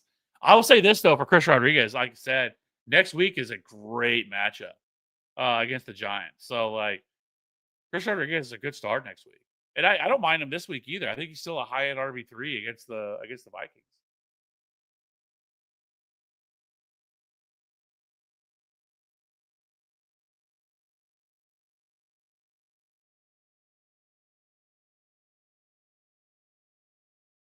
I guess another one would be like if Bashal Tutin sitting out there too. Like he's probably a pretty strong one.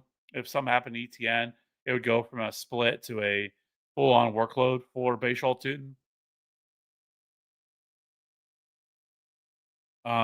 Yeah, I think it'd be like Mitchell or Tutin. I think would be like the two if they were sitting out there. You want to talk Franklin versus AD Mitchell? So Franklin is tough, right? Because like Franklin has looked pretty solid for the most part this year in seeing targets, but have seen the last couple of weeks where Pat Bryant is starting to eat into that a little bit. And last week was kind of he saw a drop, not a significant one, but he still dropped to 73 percent of the routes. But he also the other thing that he did, he only played 57% of the snaps. Like you have to go all the way. Actually, that's the lowest rate of his entire season. The lowest prior to that was 59% in week 4 against Cincinnati.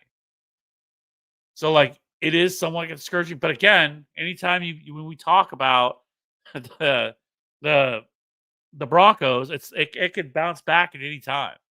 But I do think Bryant is definitely a problem because this team doesn't necessarily throw the ball like an insanely high clip. This isn't a team that's like top 5 in pass attempts or anything like that. They're not necessarily like league worst, but like it's still an offense that wants to try to run the ball. And so, like, yes, Pat Bryant is going to hurt a little bit in terms of because the last 2 weeks now it's very small sample size again, but Pat Bryant, where's that at?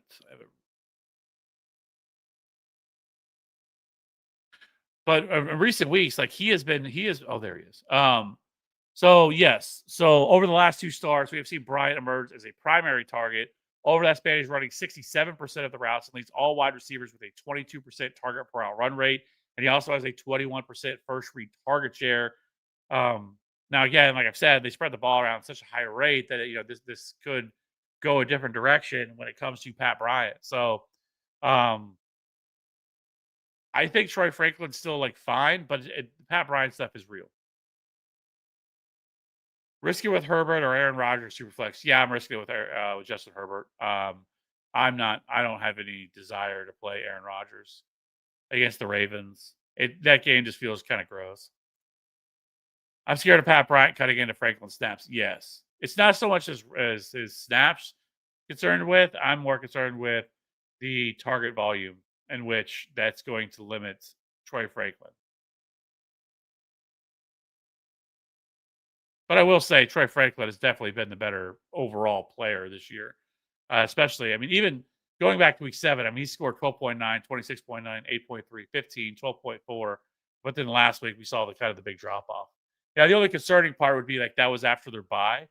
And so like it felt a little bit more schemed approach when it came to Pat Bryant. So yeah. Metcalf, DJ Moore, Trey Tucker, PPR. How are we feeling about Devonta Smith this week?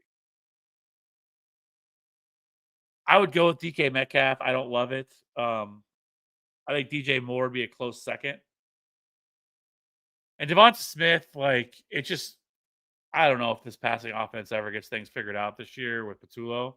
Like, that dude has been a train wreck. I don't know why the Eagles have decided to continue to hold on to him because he's been a problem. But I still think, I mean, Devonta Smith is still like a low end wide receiver, too.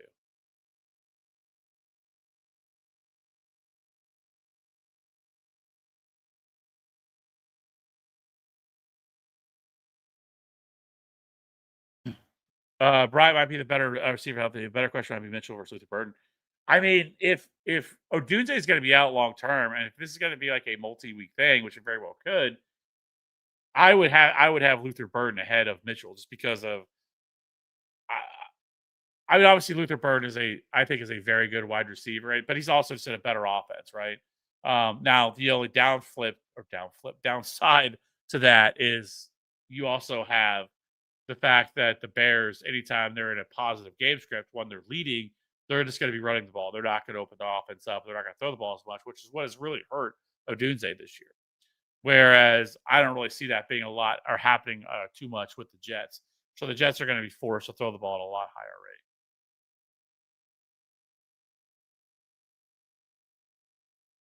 rate. Yeah.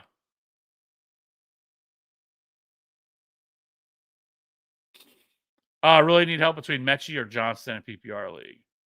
I would recommend Mechie personally. I probably agree with you.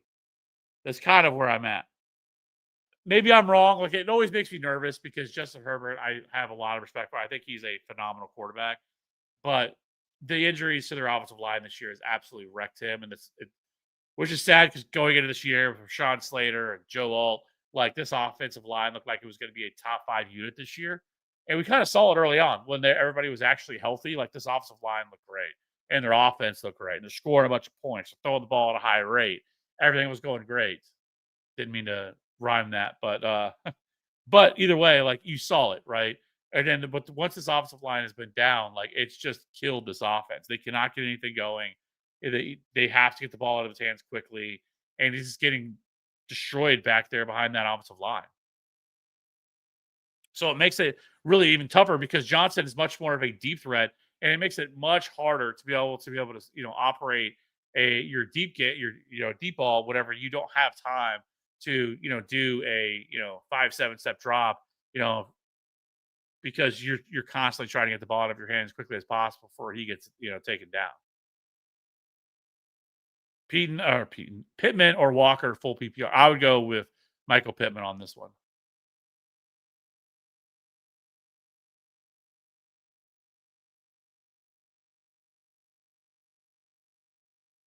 Oh, retro. If Burden is available now, I'm picking up Burden right now.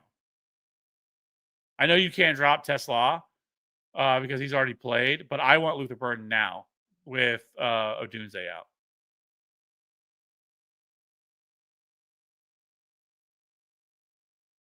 Where was that? You dropped your wide receivers a minute ago.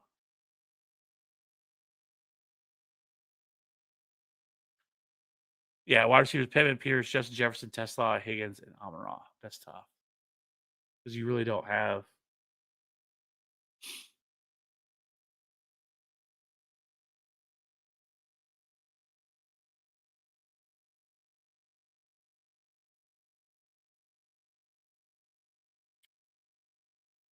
I guess you said the Jordan Mason stuff. We could drop. I would probably just drop Jordan Mason for Burden, honestly.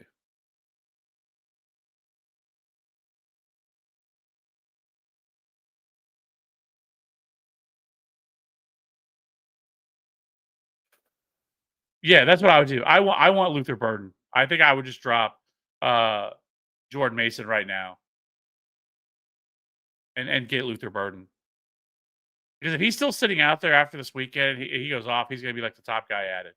I would get him now before. I'm surprised people didn't run out and add him right after the news came out that Rome Odunze was going to be out. Oh wait, we already got that one. Michael, full PPR. I have Strange and Loveland. Could use a roster spot. Can I drop Loveland? I think you can, depending on what you're looking at. But yeah, I mean, you already have Brendan Strange. I'm okay with doing that.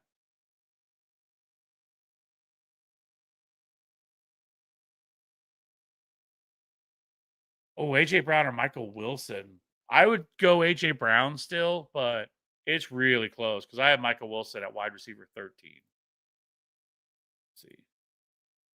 Yeah, so I have AJ Brown, wide receiver 8.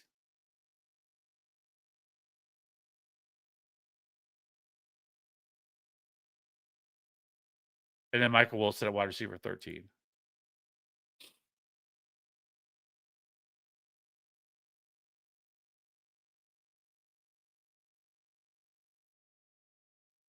I agree. Yes, I agree. Against the Niners, yes.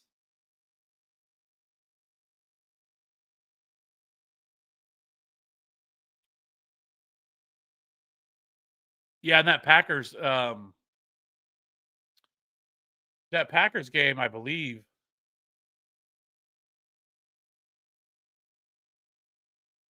Is that's the one they flex, right? To was it Sunday Night Football, Monday Night Football in a couple weeks?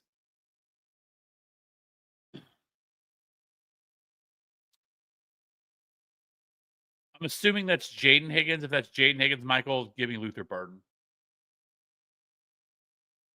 Olave or Michael will. Oh man, if Olave plays, I probably go Olave, but it is super close. I think I have Olave at 11. Yeah, I have Olave at 11 or 10, 10 or 11. Add it up. Yeah, 11, and I have Michael Wilson at 13.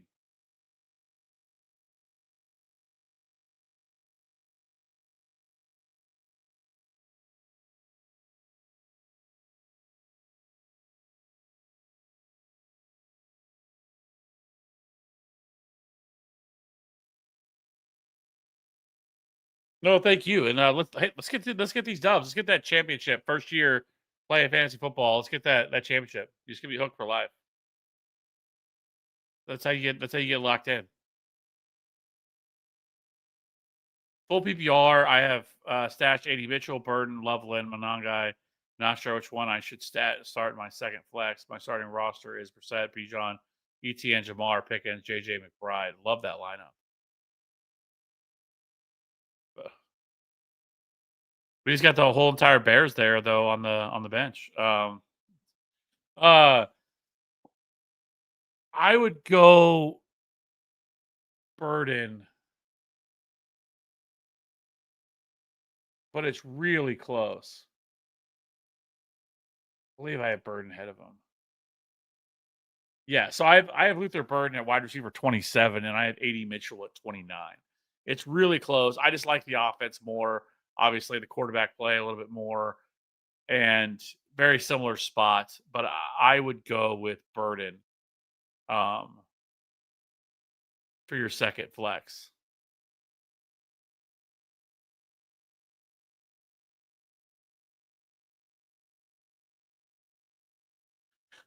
Thoughts on Lamb update from coach just today? Do you think he plays week 15? I doubt it, and I say that one. Typically, this year we have basically seen when a concussion happens, the player tends to miss the next week. Um, and so that would worry me. Um, that he's probably not going to play. Now the positive would be is that they get this extra rest in between, right? So you get this extra time. So maybe it allows him to be able to come back. Like it's definitely possible. I think he has a higher chance than most would because of it happened on Thursday night versus happening on Sunday. But I don't know. That looked like a pretty brutal concussion. The whole fencing mechanism that he did, like I don't know. Maybe it's just that it looks worse, just because when you see that, like compared to other concussions, sometimes. But um, I would guess that at the very best, I say it's 50-50 that he plays. Not Monangai. So it's really matchup based because the Packers have been really good against the run this year.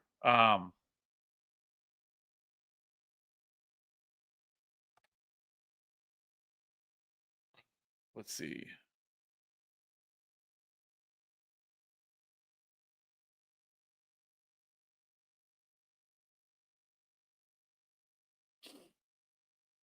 Also have to keep in mind too, like with that game, is the Packers are 6.5 point favorites.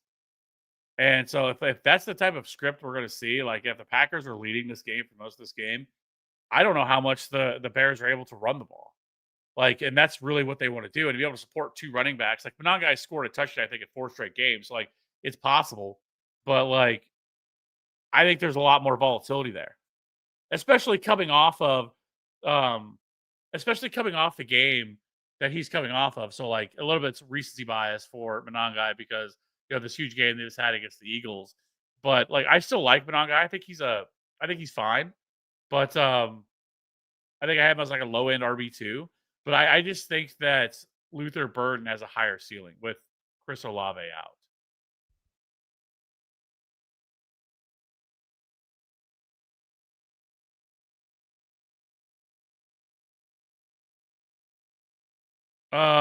Britton Strange for me.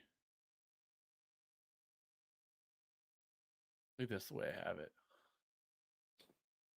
I have Mark Andrews one spot ahead. I think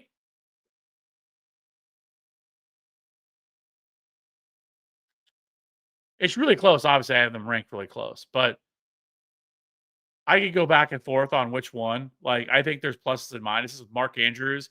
Like, you worry a little bit, especially as how bad the Rave or the Steelers' offense has looked. If they can't get anything going again, like they did last week against the Bills, where just the Ravens just be totally cool with just not throwing the ball and just running the ball right down the Steelers' throat with Derrick Henry. Like that is definitely in the range of outcomes here. Where I feel like there's a much better scenario where Britton Strange and the Jaguars are forced to throw the ball.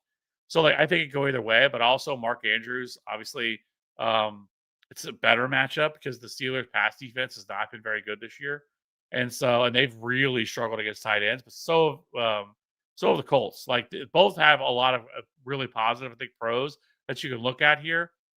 I would just say I think Strange is probably the safer play, where Andrews probably has a little bit higher of a ceiling.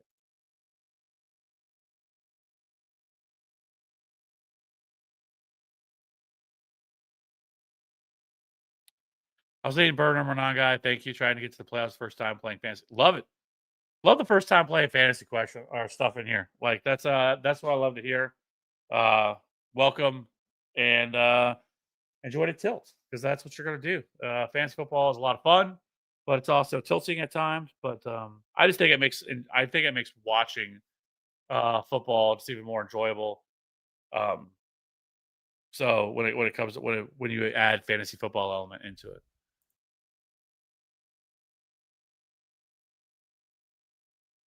Gross kicker question for playoffs: Chris Boswell or Fairbairn?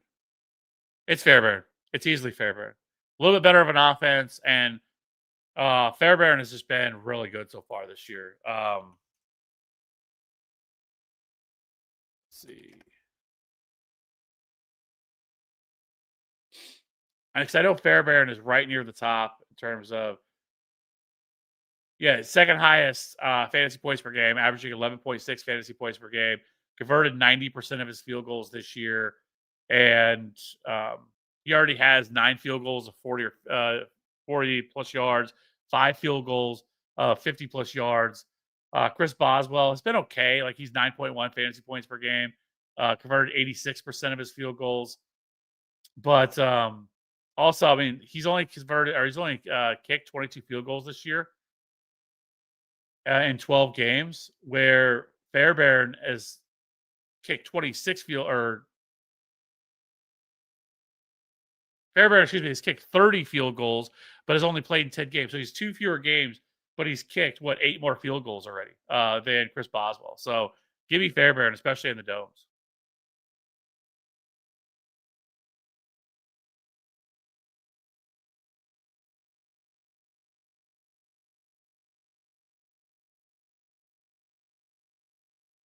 Uh Stroud or Taylor? Thanks. I would go Tyrod Taylor over Stroud.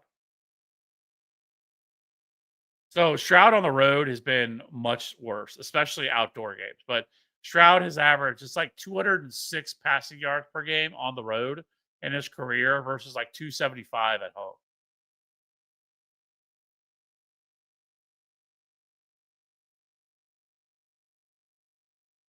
I regret dropping Juwan Johnson and Britton Strange.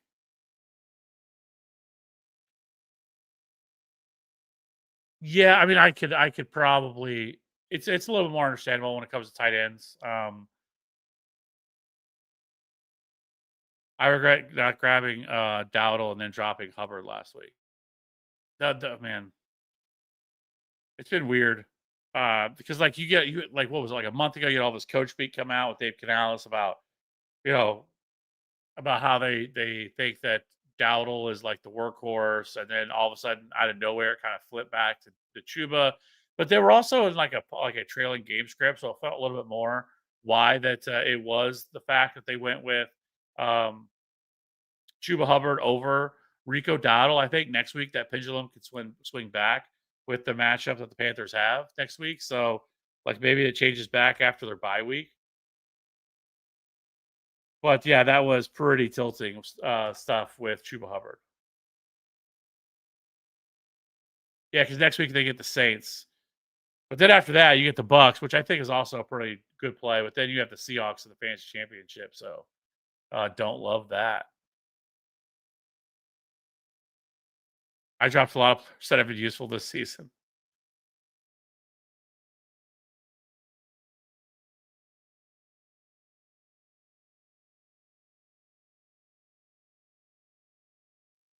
One of my biggest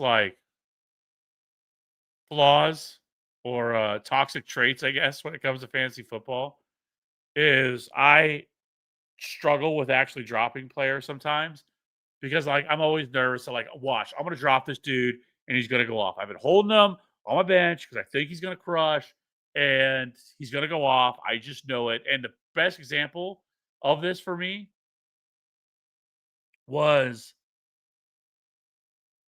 Oronde Gatson earlier in the year. I was holding him because we started to see a trend up for him, even though I have Trey McBride, but we do have we have double flex. So I could easily play him. And it's tight end premium. But I was holding him, and then I dropped him for I don't even remember who I dropped him for, but I think it was like a running back got ruled out, so or it was looking like they were going to get ruled out, so I picked him up and dropped him, and then that was the week he went off for 31 or something crazy. I think it was 31. I think it was his 31 bomb that he dropped. So then I had to go back, and then I had to put in a fab budget to be able to re-add him, and had to drop like $30 in fab to get him back. So I was like, see, this is why I don't drop players. But I don't know. Anyways, I struggle with that all the time because I'm always nervous about man, this guy's gonna go off. But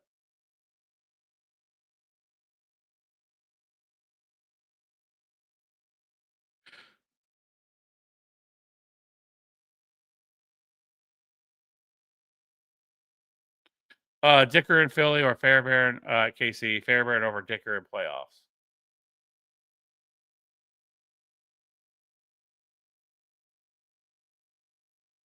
I would go Fairbairn, and I would go Fairbairn over Dicker in the playoffs. Yes.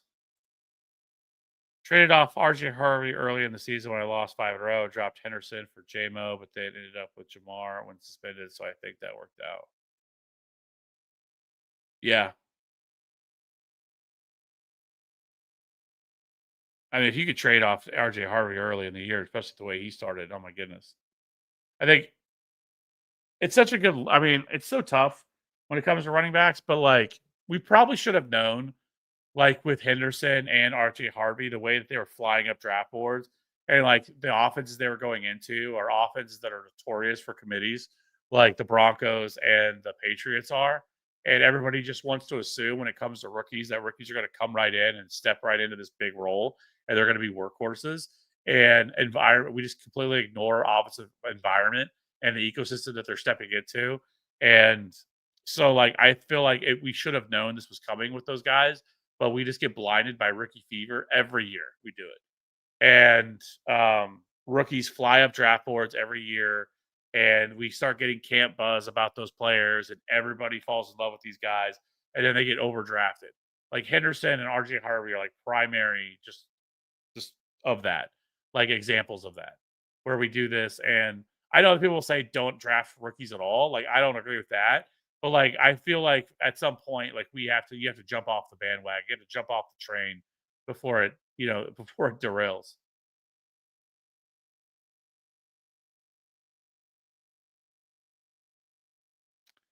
Full PPR, second flex, DJ Moore, Strange, or if Kincaid plays.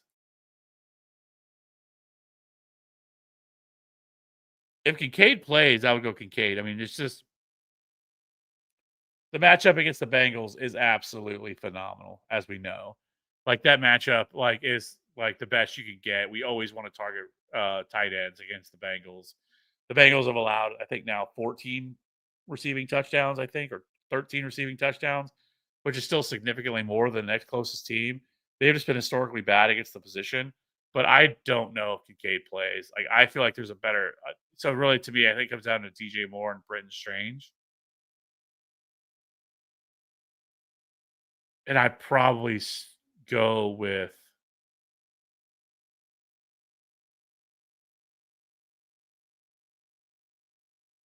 Probably go DJ Moore. It's really close between Strange and Moore, but probably lean Moore. But if Kincaid were to play, it would be Kincaid. Yeah, yeah. Hampton would have been in a committee if judged. Yes.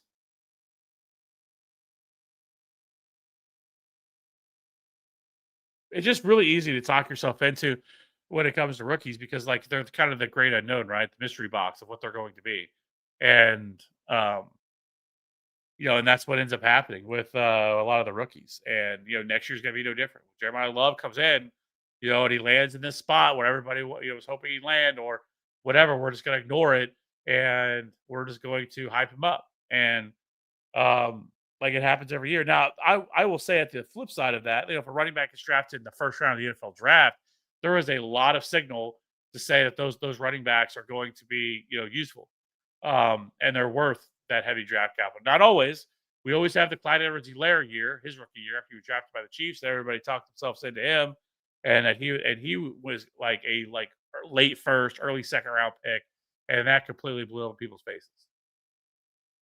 But the numbers do bear out. I did it whenever I talked about Ashton Jeanty this year about him. That if you're drafted in the top running backs that are drafted inside the top 15, have a really high hit rate of the NFL draft. So I would not shy away from that. But just going all in on running backs, especially in certain situations, I think is worth maybe avoiding. Should I drop Troy Franklin to pick up either DJ Moore, Adonai Mitchell, or Jaden Higgins?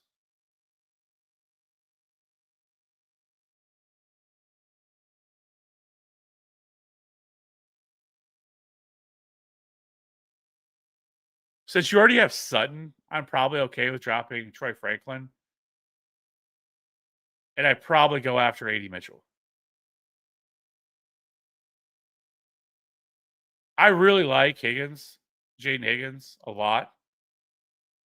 I would love to get both. But I don't think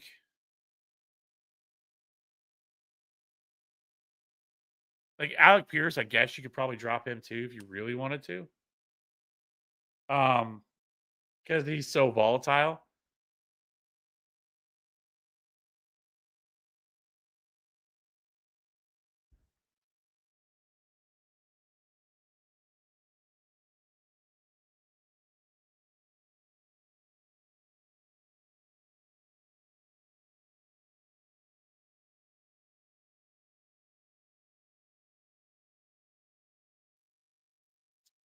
Actually, I think that's what I would do. I think I would drop Alec Pierce too for Jaden Higgins, and here's why: after this weekend against the Chiefs, they play the Cardinals, awesome matchup. The Raiders, incredible matchup, and the Chargers. That's not as good. But over the next 2 weeks, I would easily want to play Jaden Higgins in those two matchups. Those are really good matchups for him. Both are terrible against opposing wide receivers.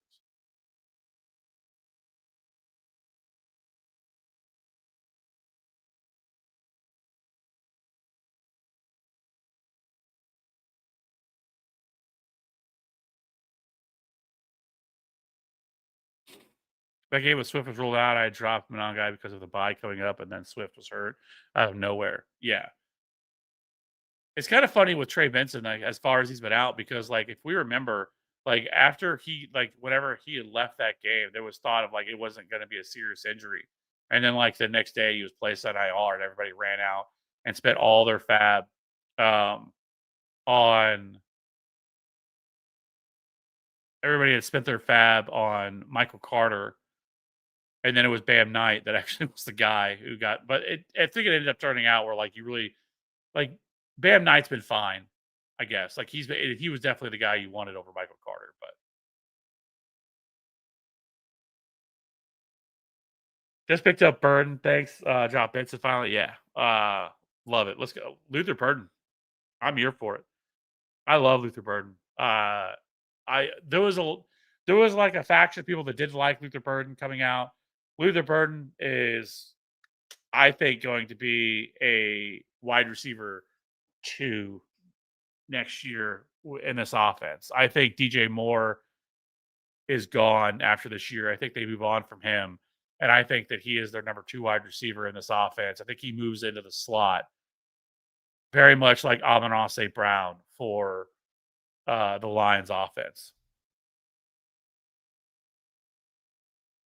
I'm in a 0.25 PPR league. Would you flex Marks or Pierce or Marks? I would go Pierce on that one, I think.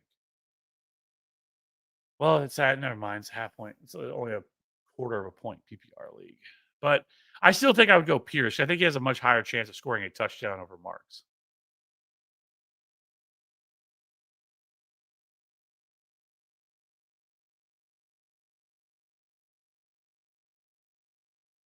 Oh, Luther Burden is available too.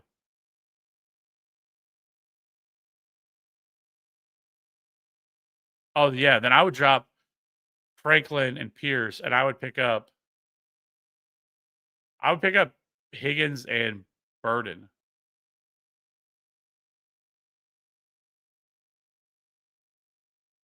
I had Bam Knight and Sean Tucker during their tear. I've been having good ass timing, honestly. Yeah, I mean Sean Tucker, especially that game against Buffalo, he absolutely crushed that game. That game was phenomenal that he had. I mean, it worked out for me too. I ended up what was it? I think it was week 8. I had like the majority of my team, like literally my entire bench was bye weeks. And then it wasn't just that. I think I also had like AJ Brown out that week as well. I think he missed that game. And it was brutal. Like my entire team like either was hurt or on bye that week. And I was like, I'm definitely losing this week. Like I had to play Isaiah Davis, which is crazy because it was the game that Isaiah Davis had a really like I think he scored like 20 points that game, and it was the Jets Bengals game because I also had Chase Brown, and by that point Chase Brown really wasn't doing a ton. I think, but either way, it worked out, and I ended up winning that week somehow off playing Isaiah Davis and a bunch of other dudes that were just bench stashes, and somehow won, scored 140 points.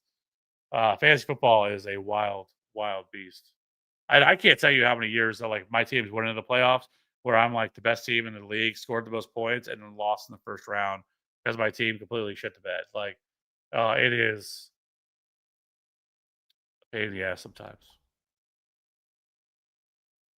Tucker or Bill Russell? Tucker. I have no interest whatsoever in Ja'Cory Krosky Merritt. That is another one. Everybody was hyping that dude up, and I'm like, what are we doing here? Like everybody wanted that dude to be a stud, right? And people will throw out like the certain guys that have hit, that were 7th round picks, but like more often than not, we don't talk about all the misses along the way of 7th round picks, which more often than not, 7th round picks aren't going to hit. And yeah, I mean, people were that dude's ADP got up to like 8th or 9th round by the time draft season came around, and like towards the end of September because the hype for that dude.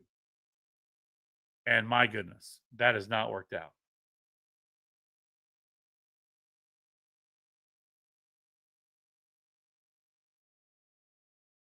One more, I drafted Daniels, but was able to pick up Burrow. Now I want to start Daniels this week, but not sure what would go. Oh, I would go with Joe Burrow.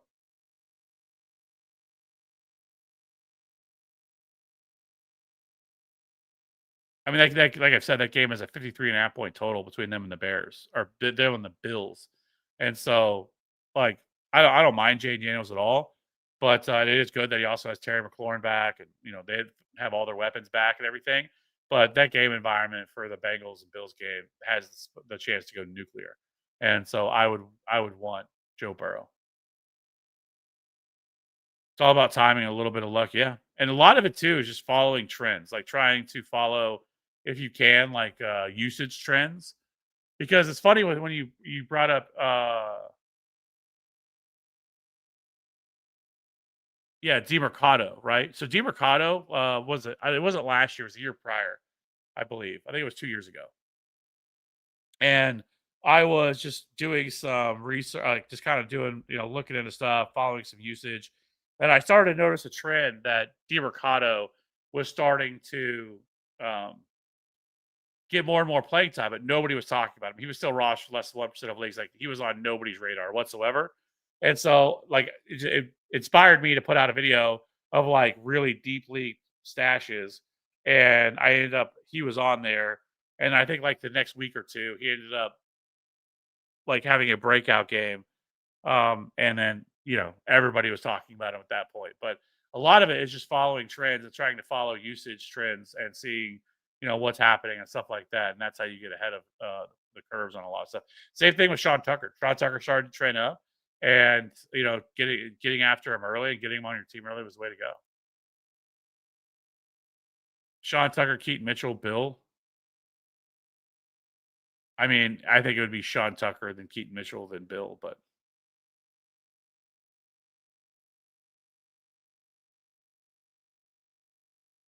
I feel like Daniels could be a league winner. He absolutely can. I mean, next week they get the Giants. So I keep saying that. Like, great matchup next week for Jaden Daniels against the Giants.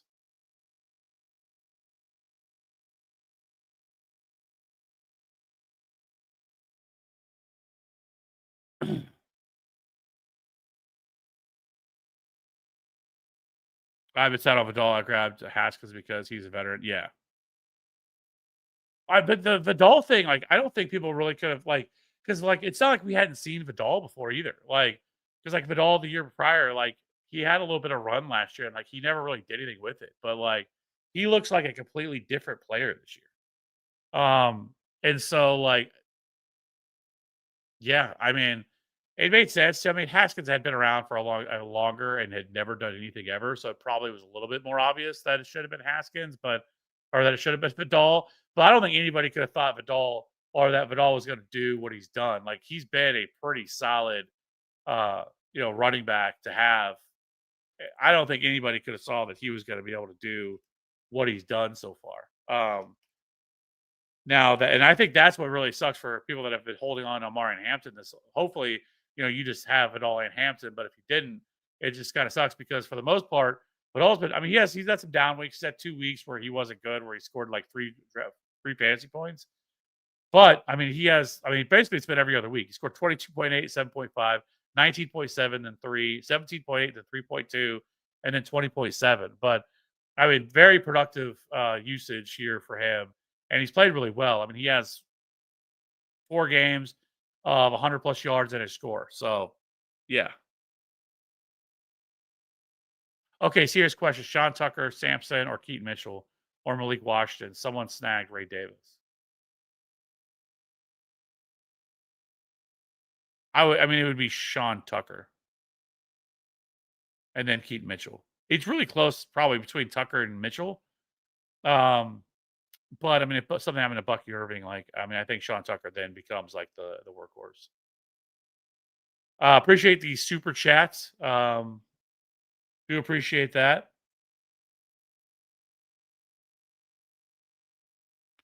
Funny thing about fans is your favorite team going against you. Yeah. I mean, and people look at you weird when like you like cheer because like whoever just scored a touchdown, against whatever. And people are like, what are you doing? What do you cheer for their team for? I'm like, I got a fantasy football, bro. Like, I always say, like, obviously I want my team to win. Whatever team I'm rooting for, my favorite team, but I still want my fantasy player could go off for 150 yards and a score, but but I still want the team to win.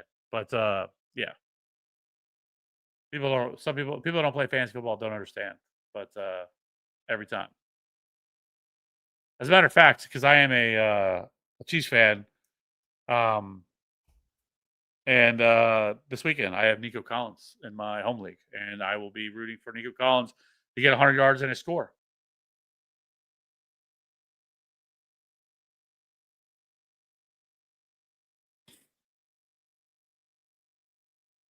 So that being said, I think that's the last question. We're going for over 2 hours now. Um,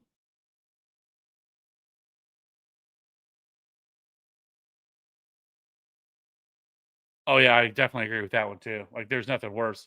Your favorite team loses, and then all of a sudden you lose in fantasy football as well.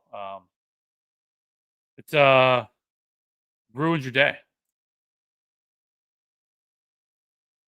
Aaron, Mahomes or Brissett, Rice or Wilson? Man, this is gonna feel crazy, but I would go with Brissett, and that's super volatile, I'll tell you that. But it worries the hell out of me when it comes to Mahomes because the Chiefs are going to be without their starting two tackles. So Jawan Taylor and Josh Simmons are both out, and they're without their right guard, Trey Smith. So it's going to be Mike Caliendo. And like, if you don't follow the Chiefs, Wanya Morris is absolute ass. Like, he is so bad last year that Mahomes personally had him benched because he was so bad, just letting incredible pressure back and on him. And for whatever reason, they're starting him at left tackle. I don't know why. They paid Jalen Moore a lot of money. And Jalen Moore hasn't played right tackle all year. And for whatever reason, they're plugging in Jalen Moore to be the right tackle and putting Wanya Morris at left. This is one of the league's probably premier pass rush duos with Will Anderson uh, and Danielle Hunter. Like, I don't know how this is going to look. That's why I think that the Chiefs are going to try their best to lean on their defense and try to run the ball. But I don't have high hopes for Patrick Mahomes and this being like some sort of a a high scoring affair. So that's why I would go with Brissett, which feels gross. But and then Rice versus Wilson. On the flip side of that, I still would probably have to go Rice because they utilize him so much underneath stuff that he's still probably going to get peppered with targets. But I would also ask Aaron, I was like, is there any way we can get both? Because I love Michael Wilson too. Like, I have Michael Wilson as a top 13.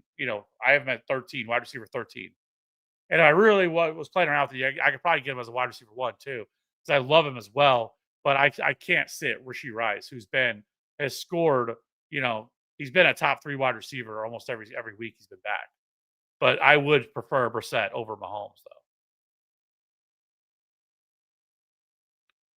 Thanks again, sub to the channel. Look forward to more content. Yeah, appreciate you. Appreciate you rocking with us, and appreciate that. And if you haven't already, I'm terrible at self promotion. I never do it, but if you haven't already, hit the like, hit the subscribe button. Really helps out. Appreciate all the support. Would you drop Bryant for Bailey or Bailey for Sean Tucker? I'm okay with dropping Devon Bailey. I feel like there's a better chance that Devon Bailey last week was more of a one-off than it was a sustainable thing for them.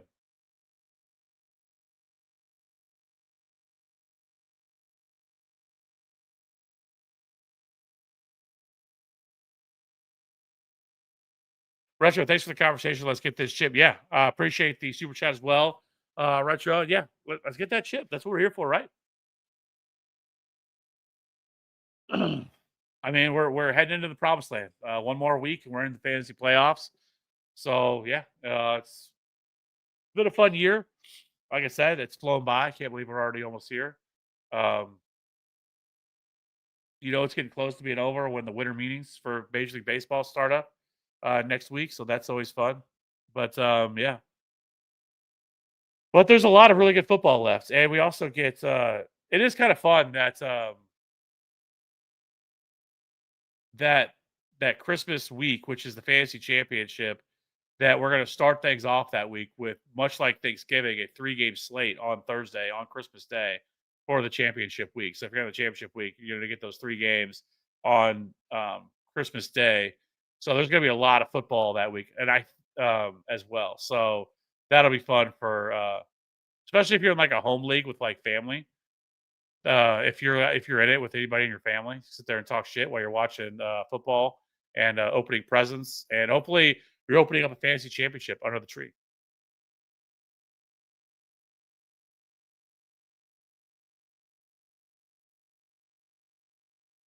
I'm holding Brissett, Dart, and Jane Daniels. Fuck these guys. Pettiness, love it.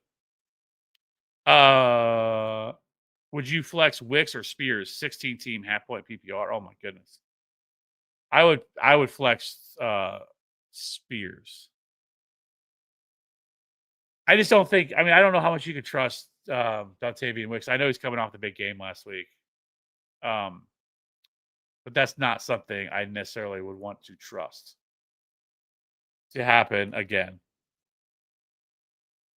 And it does feel like maybe this game environment could be a little bit more positive one for the Titans against the Browns.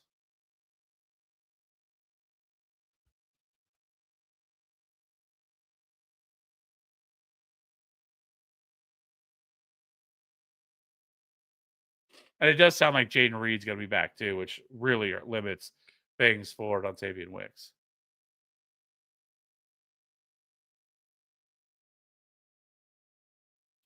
Hey, it could happen, right? We see it every year. It's a lot. Just don't give up faith.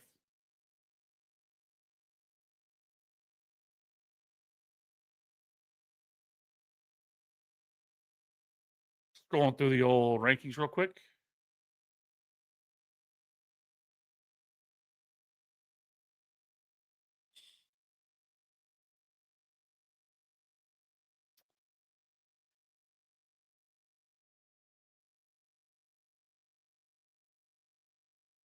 Well, that is the last question. So I think we're gonna go ahead now for real. I think we're gonna get out of here. I'm sure there'll be like 3 more questions jump in because that's what happens every time that I say that. But I think I am gonna get out of here. It's Friday night. We've over 2 hours here. Next week, my plan is to hopefully get back to doing this on Friday night or on Wednesday.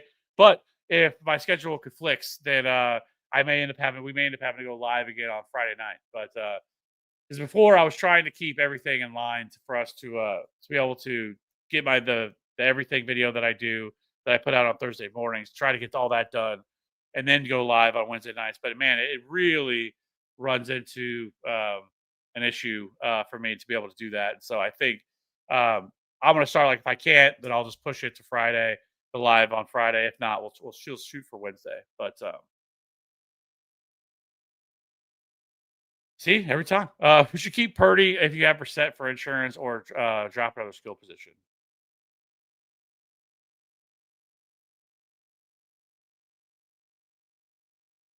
I mean, I'm fine with it. It depends on what you need to do. I mean, I'm okay at this time of the year, especially with Brissett, of having a second quarterback on your roster because now we're through bye weeks after this week. So I'm okay with holding on to it.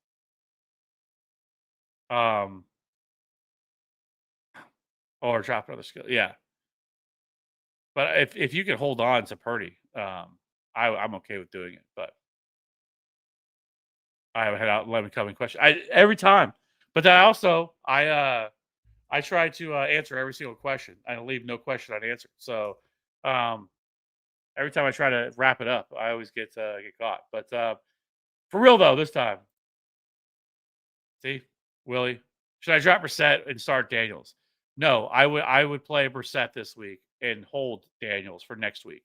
I would not drop if I don't have to. Now, if you have to, you don't have another option.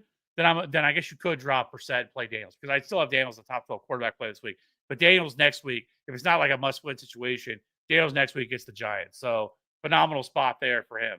So I would definitely want Daniels, for next week, 100%. So that being said, if you haven't already, hit the like, hit the subscribe. Appreciate all the support. We'll be back again soon.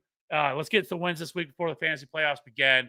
We're here to win championships, nothing else. We'll see you on the next one. Have a good night. Have a good weekend. Merry early Christmas. Bye.